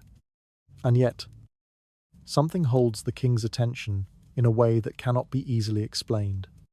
It does not come from obligation. It comes from something less defined, something that exists between them, but not beyond them. A moment shared, a word spoken in confidence, a truth revealed without expectation that it would be remembered. These things do not resemble currency. They cannot be traded. They cannot be displayed. But they remain, and because they remain, they begin to take on weight. The mistress does not need to remind the king of what she has heard. She does not need to repeat his words. The memory exists on its own. What matters is not that the moment happened. It is that it was witnessed by someone who was not meant to use it. And yet, who did not forget it. This creates a different form of connection, not based on agreement, not based on reward, but based on recognition. The king knows, even without thinking about it directly, that there are things he has said that exist only between them, things that were not meant to leave the room, things that were not meant to define him, but now exists outside of him, held by someone else. This does not feel like a threat. Not immediately. It feels like something closer to dependence, because what has been shared cannot be taken back. It cannot be undone, and because of that, it creates a kind of bond, not formal, not acknowledged, but present. The mistress does not need to use this bond openly. She does not need to remind him of it in direct terms. It exists in the way she listens. In this way, she does not repeat. In the way she allows what was said to remain unspoken. This is what builds trust. Not the absence of secrets, but the presence of restraint. The king begins to understand, without being told, that she holds something that cannot be replaced. No information, but context. Not facts, but moments. And moments, once shared, cannot be recreated with another. This is what separates her from the others. The court offers loyalty that can be exchanged. She offers something that cannot be repeated. This makes her position unstable, but also difficult to replace. Because even if another takes her place, the connection does not transfer. The words spoken remain where they were first heard. The moments remain where they were first witnessed. And that creates a form of attachment that does not rely on structure. It relies on memory. The court does not see this. It cannot. There are no signs, no visible gestures, no declarations that can be observed or interpreted. But the effects appear. A hesitation before dismissing her presence, a reluctance to distance completely, a subtle preference that cannot be explained through logic alone. These are not decisions made by strategy. They are responses shaped by something less clear, something that does not belong to politics, but still influences it. This is where loyalty begins to shift from something that can be given to something that must be carried, not because it is demanded, but because it cannot be ignored. The mistress does not control this. She cannot, but she exists within it, and that is enough, because what cannot be replaced often becomes more valuable than what can, even when no one is willing to say why. What once appeared to be loyalty built on exchange slowly revealed itself as something that could not be measured or replaced. In a court where everything can be traded, what cannot be traded begins to carry a different kind of weight, where only two people share what cannot be spoken. A bond is forming that will not follow the rules the court understands. A secret, once shared, does not remain unchanged. At first, it feels contained, held between two people, protected by silence, defined by the assumption that it will go no further. It exists as something quiet, almost delicate, shaped by trust rather than intention. But time alters its weight. What was once spoken lightly begins to settle differently, not because the words themselves have changed, but because the awareness of them has. The king does not forget what he has said. Even if he does not recall every detail, he remembers enough. Enough to recognize that there are parts of himself that no longer belong entirely to him. That something spoken in a moment of ease now exists outside that moment. And that awareness begins to shift how he feels. Not immediately, not clearly, but gradually, he becomes more careful. Not in the court, where caution is expected, but in the space where caution was once absent. Words that once came freely now hesitate. Sentences shorten. Thoughts are left unfinished where they would have continued before. This is not a conscious decision. It is a response. Because once something has been shared, it cannot be taken back. And what cannot be taken back begins to carry risk. The mistress does not change her behavior. She listens as she always has. She does not repeat. She does not remind. She does not use what she knows in any visible way. But the presence of what she knows begins to matter more than anything she does. The king feels it in the pauses, in the silence that follows certain topics, in the awareness that what is said now may remain, even if nothing is done with it. This is where trust begins to shift, not because it is broken, but because it is no longer simple. Trust, in its earliest form, allowed for openness without consequence. It allowed for words to exist without weight, for thoughts to be spoken without being carried beyond the moment. But now, every word has history. Every sentence has the potential to become something more than it was intended to be. And that potential creates hesitation. The king does not accuse. He does not question. He does not withdraw completely. But something changes in the distance between them. It becomes slightly wider, not enough to be seen, but enough to be felt. The mistress notices this before it is visible. She senses it in the rhythm of conversation, in the moments where silence extends longer than it once did, in the way certain subjects are avoided, not deliberately, but consistently. She does not respond to this. She cannot. To acknowledge it would be to confirm it. To address it would be to make it real. So she remains as she is, present, quiet, unchanged. But presence alone is no longer enough to maintain what once existed, because what has changed does not belong to her. It belongs to the weight of what has been shared. The court, meanwhile, begins to adjust in its own way, not because it understands what has happened, but because it senses the shift. The mistress is still close, but not as close, still present, but not as central. The difference is subtle, but in a place where small changes carry meaning. It is enough. Others begin to move into the space she once occupied, not directly, not as replacements, but as additions. New voices, new listeners, new presences that begin to dilute what was once singular. The king allows this, not as a decision, but as a consequence, because distance, once introduced, tends to expand, not suddenly, but steadily. The mistress does not resist. She cannot.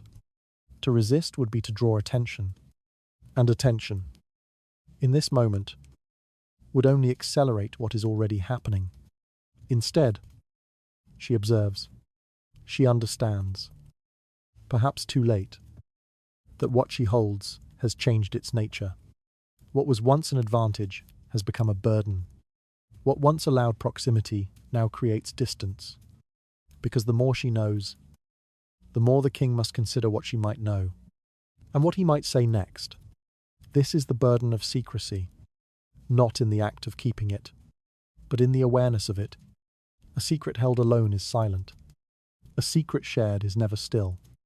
It moves, even when untouched.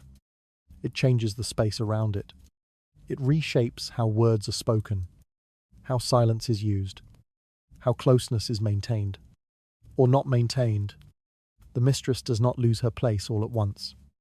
There is no moment of removal, no clear end, only a gradual shift from closeness to distance, from presence to partial absence, from being central to being remembered as having been central. And that transition is almost invisible, except for those within it. What once felt like a bond built on shared silence slowly revealed itself as something that carries weight beyond the moment it was created. In a space where every word begins to leave a trace, even trust starts to change its form, as closeness begins to be shaped by what cannot be undone. A distance is starting to grow that neither of them has chosen. The change does not begin with a title. It does not arrive with recognition. No announcement is made. No position is granted. Nothing about her place within the court is altered in any visible way. And yet, something shifts. Not around her, but toward her. The king does not formally invite her into matters of decision. He does not declare that her voice holds weight, There is no moment where influence is acknowledged as influence. Instead, it appears in smaller ways. A question, asked without formality, not during council, not in the presence of others, but in the quiet space where decisions are still uncertain. What do you think? It is not a command. It is not a request bound by obligation. It is something lighter, something that could be dismissed as conversation. And yet, it carries weight, because it did not exist before. The mistress does not respond immediately. She cannot. To answer too quickly would reveal intention. To answer too clearly would define a role she does not officially hold. So she moves carefully. Her words do not present themselves as advice. They appear as a reflection, a thought offered without insistence, a possibility mentioned without direction. She does not say what should be done. She allows the king to hear what might be considered. This distinction matters, because the king does not want to be led. He wants to decide, and anything that appears to guide him too directly risks being rejected. But a thought that feels like his own remains. This is how the first stage of transformation takes place. Not through authority, but through invitation. The king begins to return to her. Not always, not consistently, but enough. Enough for a pattern to form. Before certain decisions, her presence becomes part of the process. Not required, but expected. The court does not see this. It cannot, because nothing about it is visible. There are no records, no witnesses, no formal acknowledgement that her voice has entered the space where decisions begin. And yet, decisions begin to carry something of her within them. Not clearly, not in a way that can be traced, but subtly, a hesitation that aligns with what she once suggested, a preference that echoes something she allowed to remain in thought. These things do not appear as an influence. They appear as a coincidence. And coincidence is rarely questioned. The second stage is quieter, but more consequential. The king begins to speak of others, not in public, not in the way names are discussed in council, but in fragments. A name mentioned with uncertainty, a man described with hesitation, a position considered without conclusion. The mistress listens, as she always has. But now, what she hears carries a different weight, because it is not only about decisions, it is about people. And people, once placed in positions, shape everything that follows. The king does not ask directly. He does not say, "Should this man be trusted?" He speaks in observations, and she responds in kind.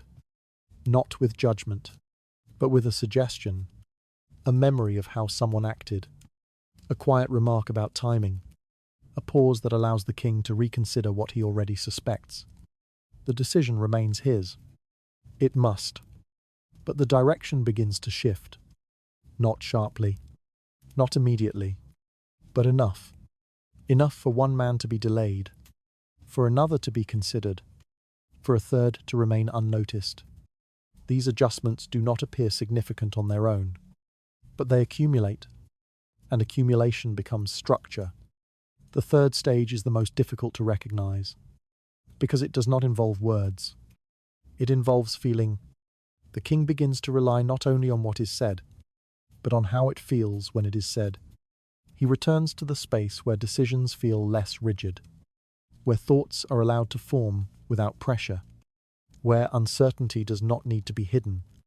And within that space, the mistress remains, not as an advisor, not as a counselor, but as something less defined, a presence that allows decisions to take shape through emotion, as much as reason. This is where influence becomes difficult to separate from instinct. The king may believe that he is simply following what feels right, that his choices reflect his own judgment, and in a sense, they do. But what shapes that feeling is no longer entirely his. It has been touched, not altered directly, but guided, quietly. Over time, the court continues to function. Decisions are announced, Positions are assigned. Policies begin to take form. No one sees her in these outcomes. No one hears her voice within them. And yet, something of her remains. In the direction taken, in the tone adopted, in the choices that seem to emerge without a clear origin. This is what defines the transformation. She does not become part of the court. The court begins to carry something of her, without knowing it, without acknowledging it, without being able to separate it from the will of the king himself. And that is what makes it lasting. Because what cannot be separated cannot be removed. What once appeared as a simple presence slowly revealed itself as something that could shape decisions without ever being named. In a court where authority must remain visible, influence begins to move more effectively when it cannot be seen. In that quiet transformation, a line is beginning to blur in a way that will make it impossible to tell where a decision truly begins. Influence does not announce when it changes its nature. At first, it feels light. It moves through suggestion, through presence, through the quiet alignment of thought and feeling. It does not force. It does not demand. It exists in a space where the king still believes that every decision remains his own. And, for a time, this remains true. The mistress does not direct. She reflects. She allows ideas to form without pressing them into place. She offers thoughts that feel incomplete, leaving the king to finish them in his own way. What emerges feels natural, unforced, untouched by intention. This is influence at its most subtle, and its most accepted. But influence, when repeated, begins to take shape. Patterns emerge. The same kinds of thoughts return. The same directions begin to form. The same outcomes appear. Not once, but again and again. And repetition changes perception. What once felt like a coincidence begins to feel like design. Not immediately, not clearly, but enough to alter how the moment is experienced. The king may not recognize it fully, but he begins to sense it. A familiarity with the way certain ideas arise. A quiet expectation in how decisions begin to align. It does not feel imposed, but it no longer feels entirely free. This is where the line begins to shift.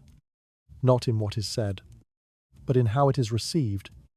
The mistress does not intend to cross this line. At least, not at first. But intention is not what defines the boundary. Effect does. There are moments when her words begin to carry more weight than they should. Not because they are stronger, but because they arrive at the exact point where uncertainty exists. The king, already unsure, hears something that resolves that uncertainty. And once it is resolved, it becomes difficult to question. Not because it is correct, but because it feels correct. This is where influence begins to harden. A suggestion that once invited reflection now begins to guide direction. A thought that once remained open now begins to close possibilities. The difference is small, but it accumulates. And accumulation creates momentum. The mistress begins to recognize that certain outcomes are no longer forming naturally. They are forming consistently. Too consistently. This is where risk appears. Because consistency suggests intention. And intention, once perceived, invites resistance. There are moments where something more dangerous emerges. A memory, once used as a gentle reminder, begins to take on a different tone. A word spoken in weakness is recalled not to reflect, but to steer. A hesitation once acknowledged becomes something that can be revisited, again and again, until it no longer feels like a passing doubt. The king hears these echoes, and something changes, not in what he remembers, but in how he feels about it. The memory no longer belongs entirely to him. It feels placed, returned at moments that are not accidental, aligned too closely with decisions that follow. This is where influence approaches something else, something less quiet, less neutral. The mistress does not need to threaten. She does not need to expose. But the presence of what she knows begins to carry implications. Not spoken, but felt. What has been said could be used differently. What has been shared could move beyond its original moment. Even if she does not intend it, even if she never acts on it, the possibility alone is enough. This is where power becomes unstable, because power that depends on perception can shift without action. The king begins to adjust, not openly, but internally. He measures his words more carefully. He considers not only what he says, but how it might return. The space that once allowed for openness begins to narrow. Not completely, but enough. Enough to create awareness. Enough to introduce distance. The mistress senses this, not as rejection, but as change. She understands, perhaps too late, that the line she has approached cannot be clearly seen, but it can be felt, and once it is felt, it cannot be ignored. The court does not see this process. It only sees its effect. A hesitation where there was once ease. A pause where there was once flow. A shift in tone that cannot be explained by anything visible. No one names it. No one identifies it. But it exists. Because the difference between influence and control is not in method. It is in perception. When influence feels natural, it is accepted. When it begins to feel directed, it is questioned. And when it is questioned, it becomes dangerous. Not only for the one who is influenced, but for the one who appears to be guiding. This is where everything becomes fragile. Not because something has broken, but because something has been noticed. And once noticed, it cannot return to what it was. What once moved as a quiet influence slowly revealed itself as something that begins to shape direction too consistently to remain unnoticed. In a space where suggestion once felt natural, even a slight sense of intention begins to alter how trust is held. As that perception begins to shift, a boundary is starting to form that will decide whether this power can continue or must be removed. A secret does not lose its value because it is false. It loses its value when it is placed incorrectly. There is a moment, often small and difficult to notice, where timing begins to matter more than content. What is known remains the same. What is understood does not change. But the moment in which it is allowed to move determines everything that follows. The mistress has learned restraint. She has learned to hold, to wait, to recognize that not every advantage should be used the moment it appears. But knowing this does not prevent error. Because error, in this context, rarely comes from ignorance. It comes from misjudgment. A decision approaches. The court gathers in its usual way. Voices layered with certainty. Positions already forming before anything is declared. The outcome seems predictable, aligned with expectation, reinforced by those who believe they understand where the king will move. The mistress recognizes something different. She has heard a hesitation, a moment, spoken quietly, that does not align with what is now unfolding. It is not a clear contradiction, not a complete reversal, but enough to suggest that what appears certain is not. This is the kind of moment she has learned to use. Not openly, not directly, but carefully. A word, placed correctly, could shift direction. A suggestion, delivered at the right time, could alter what others believe to be fixed. But timing, once misread, becomes risk. She speaks, not loudly, not in a way that draws immediate attention, but enough for the wrong person to hear. The first mistake is subtle. The information arrives too early, before uncertainty has had time to form, before others have begun to question what they believe. And because of that, it does not guide. It disrupts. Those who hear it do not see it as insight. They see it as an inconsistency, something that does not align with what they already understand, something that challenges too soon. And what challenges are often too soon dismissed, or worse, remembered. The second mistake follows quickly. The wrong listener, not an ally, not someone who benefits from adjusting, but someone who watches, who listens not to understand, but to identify. The kind of person who does not act immediately, but stores what is heard for later. The fragment reaches him, not complete, not fully clear, but specific enough to stand apart from the usual flow of conversation. And because it stands apart, it holds. The court does not react all at once. It never does. Reactions begin quietly. A pause where there should have been agreement. A glance exchanged between two men who do not speak. A shift in tone that carries more weight than any word. Nothing is said, but something has been noticed. The mistress senses it too late. Not in the moment she speaks, but in what follows. The silence. Not the kind she is used to. Not the kind that allows thought to form, but a different kind. A silence that observes. Those measures, that waits. The information, once released, cannot be returned. It moves, not as an influence, but as evidence. It is repeated, not clearly, not accurately, but with enough shape to suggest origin. And origin, once suggested, becomes dangerous, because the court does not need certainty to act. It needs direction, and direction has now been given, not by her intention, but by her mistake.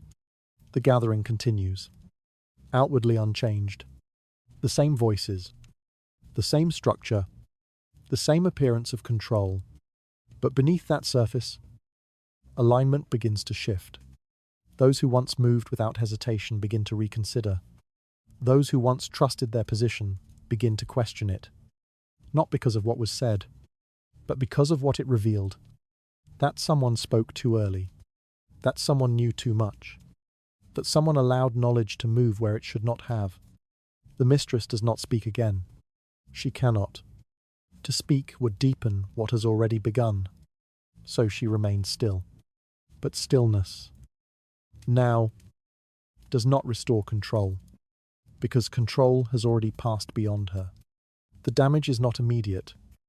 It does not appear as a collapse. Not yet. But it has begun. In the way the court now listens, in the way it watches, in the way it waits for the next misstep. Because once a pattern is suspected, it does not disappear. It sharpens. And the next movement, no matter how small, will be seen more clearly than before. This is how power begins to fall. Not through confrontation, not through exposure, but through timing. A moment misjudged, a word placed too soon, a listener chosen without knowing. And from that point, everything that follows carries the weight of what cannot be undone. What once seemed like a carefully held advantage revealed its fragility the moment it was placed too soon. In a court that reacts more to timing than truth, even the smallest misstep begins to draw attention. After a single, misplaced word, a quiet gathering is beginning to carry the kind of awareness that can bring everything down. The court does not react all at once. It never does. There is no moment where everyone turns. No single point where awareness becomes visible. Instead, reaction begins in fragments. Quiet, uneven, and difficult to trace. A whisper appears, not spoken loudly, not repeated with certainty, but passed in a way that suggests it should be remembered. It carries just enough detail to feel specific, but not enough to be confirmed. A name, a hesitation, a suggestion that something has moved differently than expected. This is how rumor begins, not as a statement, but as a possibility, and possibility travels faster than anything that requires proof. Because proof demands patience. Rumor does not. It moves quickly, adapting as it passes from one voice to another. It loses precision, but gains reach. What was once a fragment becomes a pattern. What was once uncertain begins to feel familiar. The court does not stop to verify. It adjusts. Men begin to speak more carefully, not because they know something has changed, but because they sense that something might have. Conversations shorten. Words are chosen with more hesitation. What was once said freely is now held back, not out of fear, but out of caution. Caution spreads quietly. It does not announce itself, but it alters everything. The mistress does not hear the rumor directly. She does not need to. She feels it in the way the room changes when she enters, in the way voices lower, just slightly, in the way conversations pause, not abruptly, but long enough to be noticed. Nothing is said, but everything has shifted. The second response is slower, but more deliberate. The court begins to reorganize itself, not formally, not through declaration, but through alignment. Men who once stood independently begin to move closer together, not out of trust, but out of necessity. They do not share a full understanding. They do not exchange clear information, but they recognize that uncertainty now carries risk, and risk is easier to manage when it is shared. New alliances begin to form, not visible ones, not the kind that are declared or celebrated, but quiet agreements.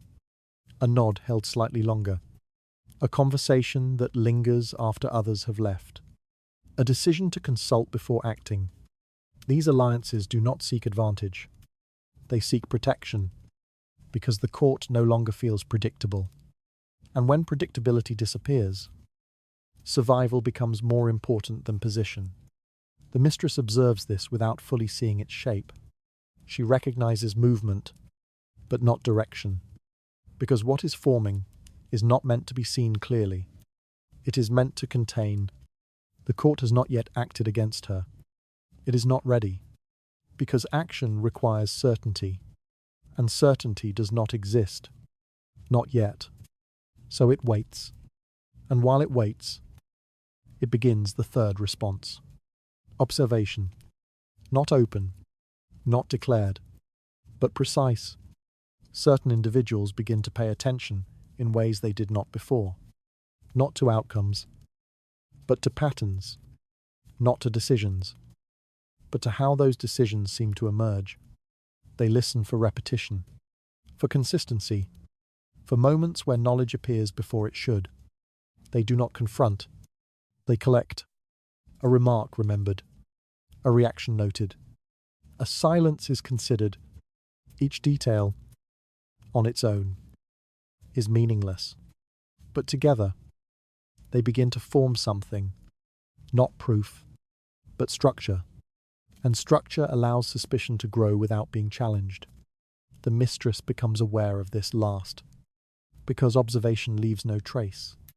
There are no signs to respond to, no accusations to deny, no questions to answer, only a presence, a weight in the air, a sense that something is being measured.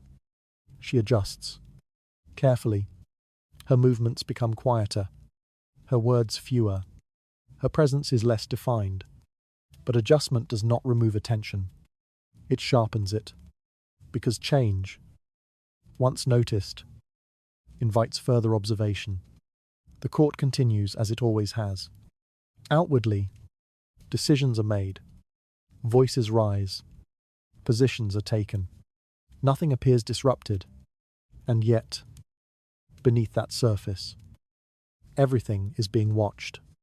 Not by one, not by a single group, but by many, independently, silently, each one holding a piece. None of them is complete, but all of them are contributing.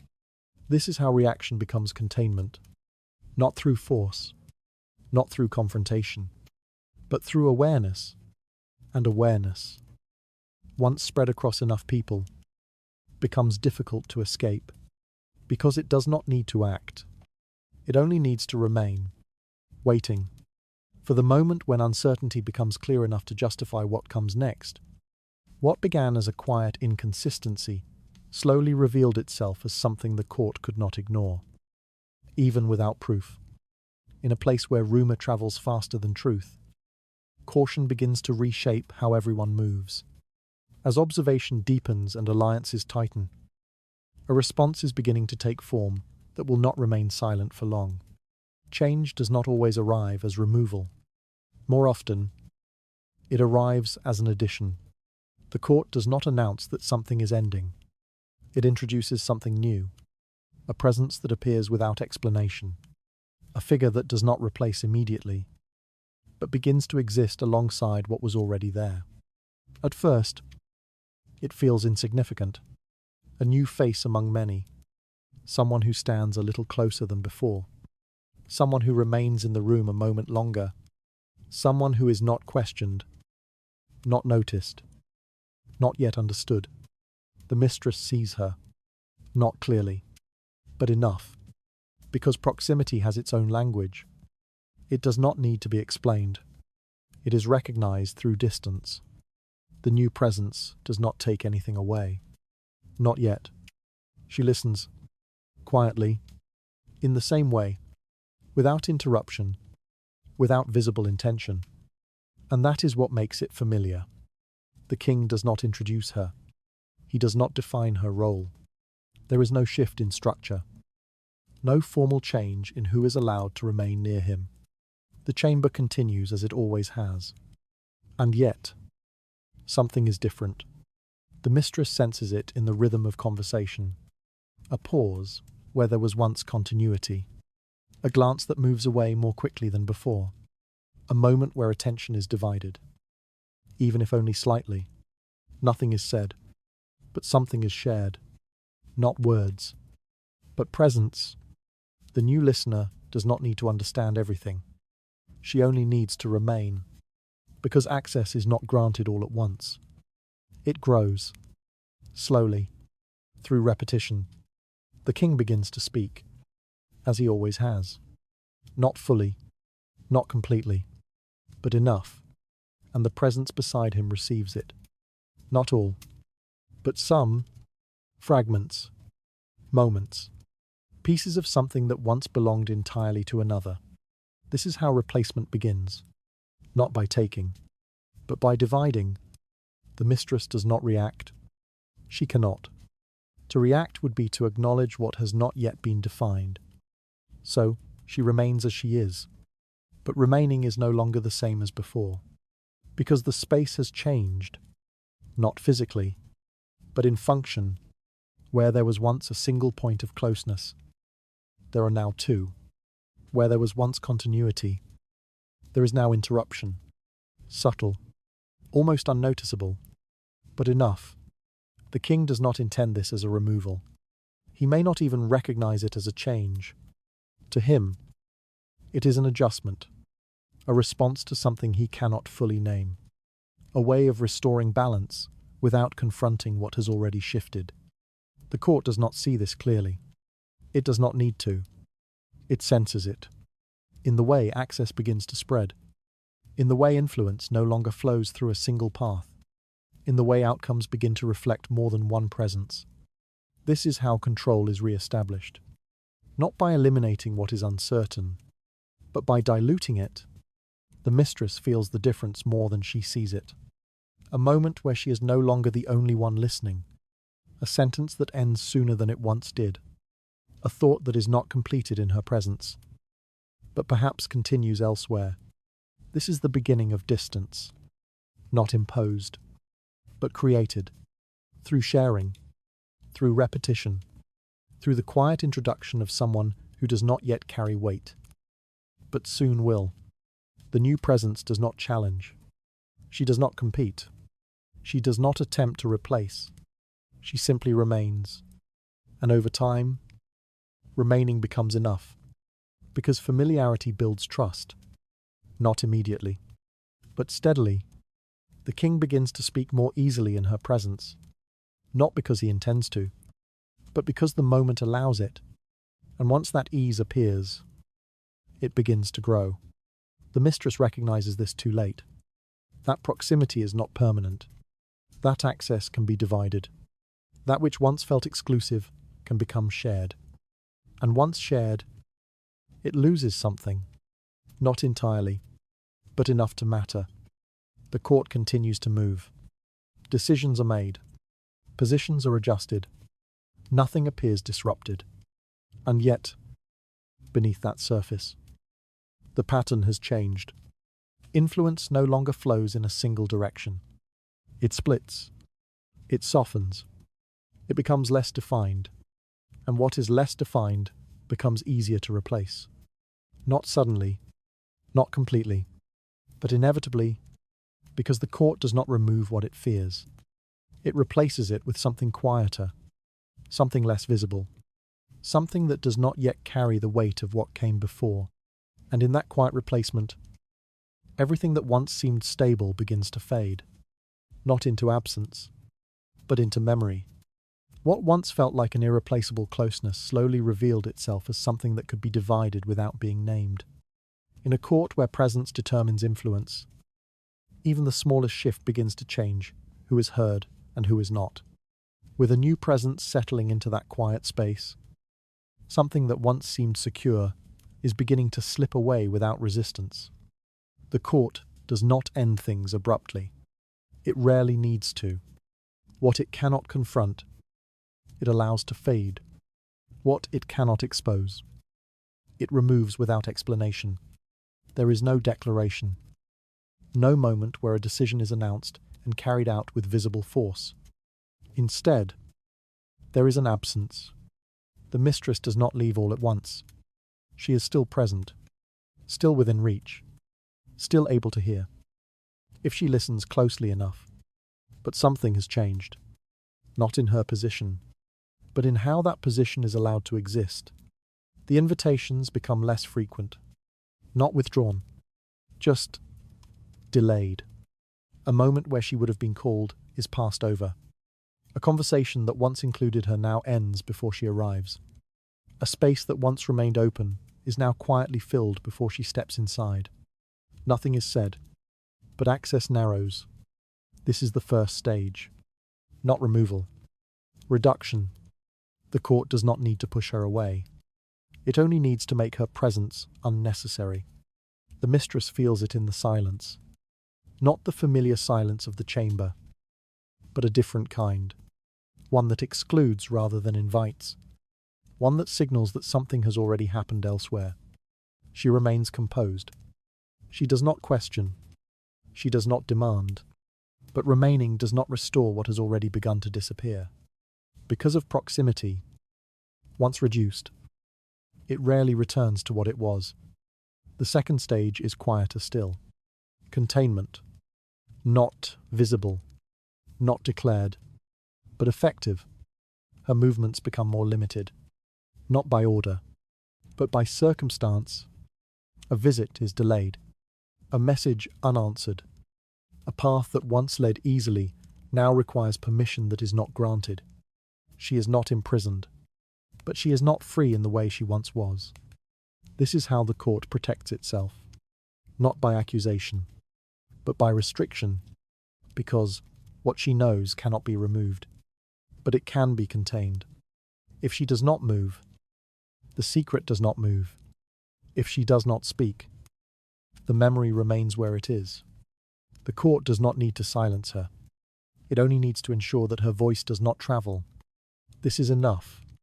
The mistress understands, not immediately, but gradually, that which she holds no longer gives her advantage. It gives her weight, a weight that others now seek to limit. The third stage arrives without warning, not as punishment, but as a resolution, an arrangement, a marriage proposal, not to elevate, not to reward, but to relocate. She is given something that appears to be an opportunity, a position elsewhere, a life beyond the court. It is presented as a continuation, as stability, as something that allows her to move forward.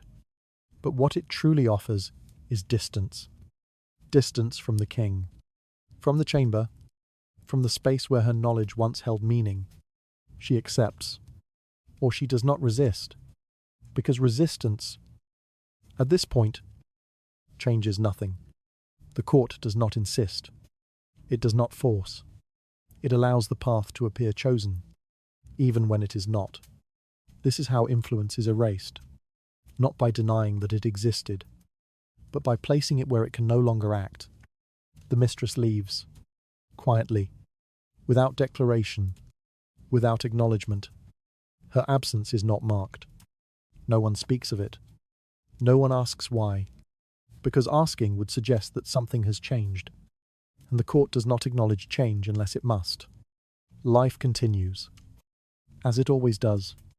The same halls, the same voices, the same patterns are repeating, as though nothing has been altered. But something has. The space she once occupied no longer belongs to her. The moments she once held are no longer accessible.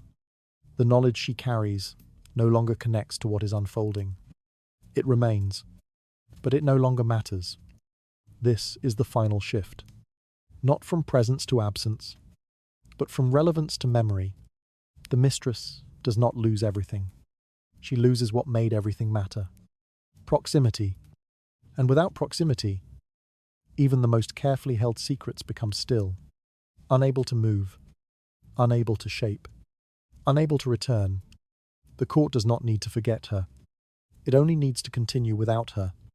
And in that continuation, she becomes something else. Not a threat, not a presence, but a trace.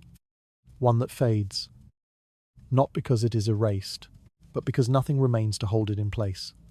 What once felt like power held in silence slowly revealed itself as something that could be removed without confrontation. In a court that avoids direct conflict, absence becomes the most effective form of control.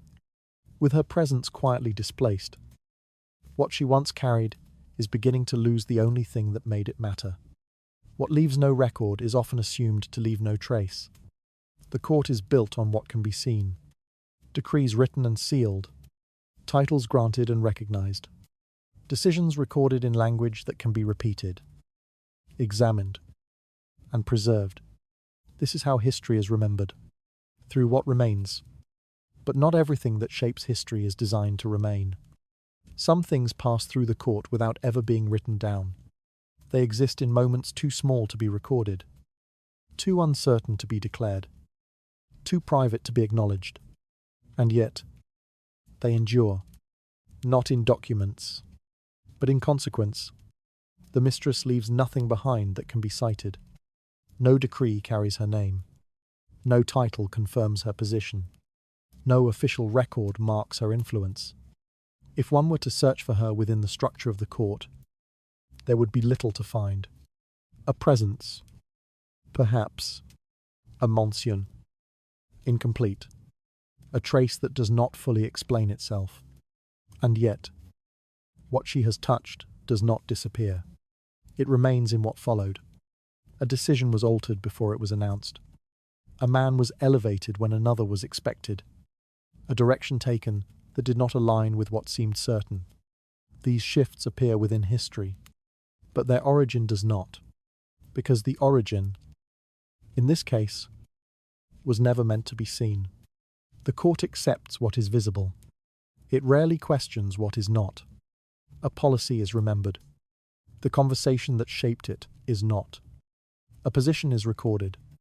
The hesitation that delayed it is forgotten. A name appears in the sequence of events. The moment that allowed it to appear remains unspoken. This is how intimate influence survives. Not through recognition, but through absence. It does not need to be acknowledged to be real. It only needs to have occurred. The mistress does not remain within the court. She cannot. Her presence, once removed, does not return. But what she influenced continues. Not as memory, but as a structure. The court moves forward, unaware of the small adjustments that once redirected it. Decisions build upon decisions. Outcomes follow outcomes. Each one appears to arise from what came before. And in a way, they do. But not always from what was visible. Sometimes from something quieter. Something that existed before the visible took form.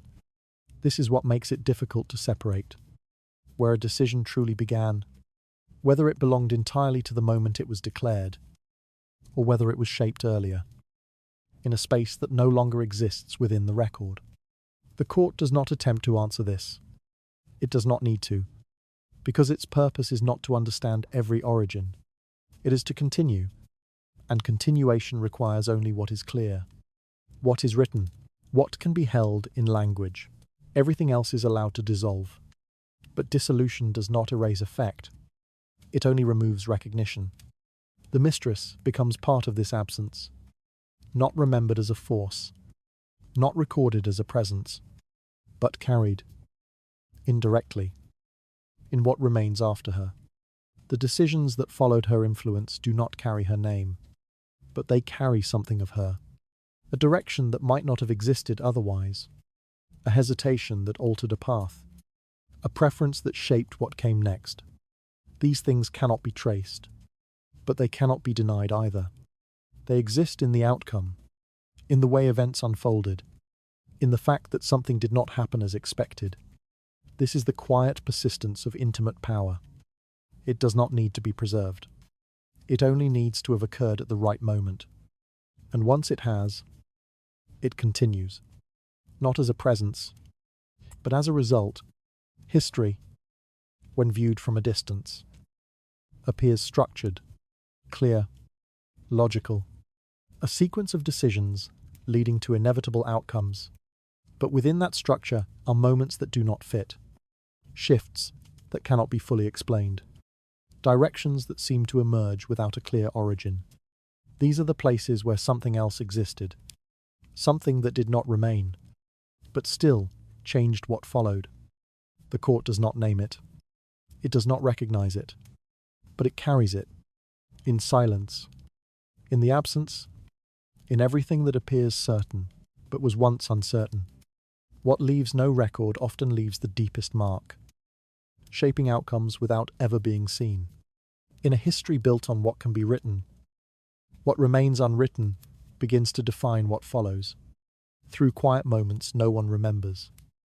Something is still moving beneath the surface in ways that will never be fully explained.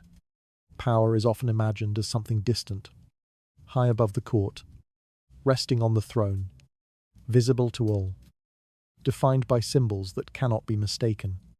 The crown, the chamber, the voice that speaks, and is answered. But what is visible is not always what decides. The court gathers each day beneath that visible structure. It listens. It reacts. It follows what has been declared, what has been written, and what can be pointed to as the source of authority. And yet, what has already been decided often arrives there fully formed, without showing where it began, because what begins in public is rarely where it truly begins.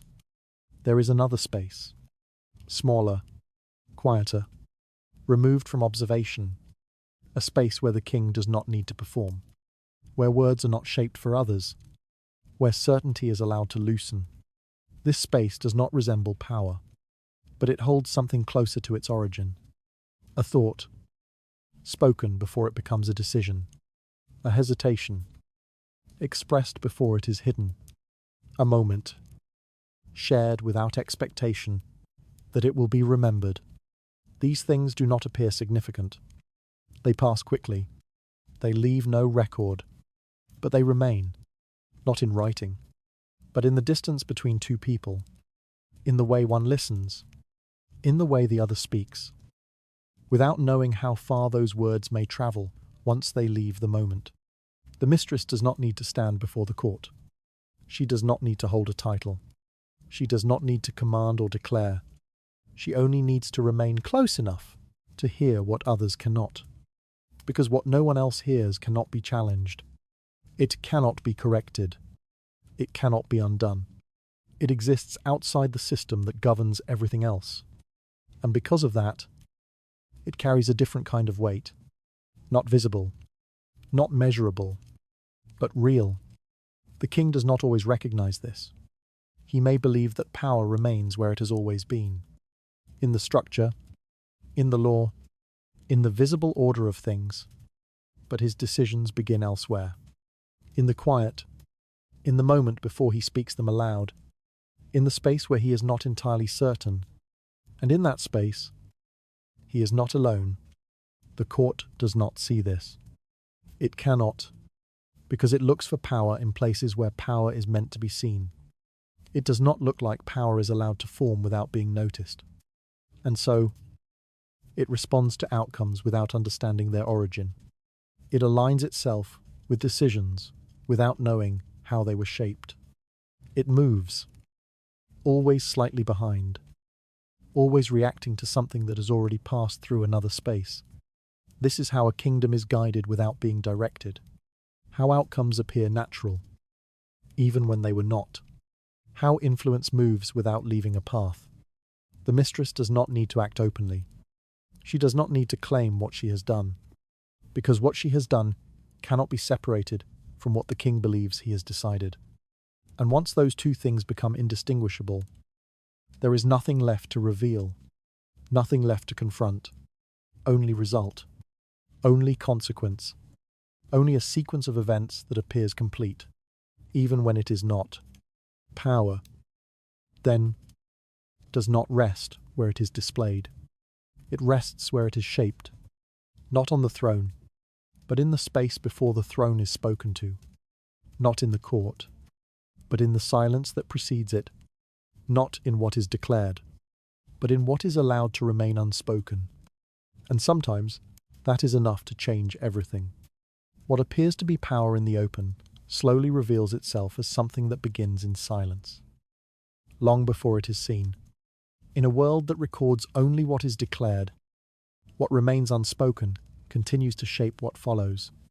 In the quiet distance between two voices, something is decided that no one else will ever hear, yet everyone will live with. The room grows quieter now, not suddenly, not in a way that calls attention to itself, but gradually, as though the air itself has begun to settle. The voices of the court, once sharp and layered, fade into something distant, almost indistinct. What remains is softer, slower, easier to follow. It is here, in this quiet, that everything begins to feel less immediate. The weight of decisions, of names, of shifting alliances. These things begin to loosen. They do not disappear, but they no longer press as strongly against the mind. They move further away, like something seen across a long corridor, still present, but no longer demanding.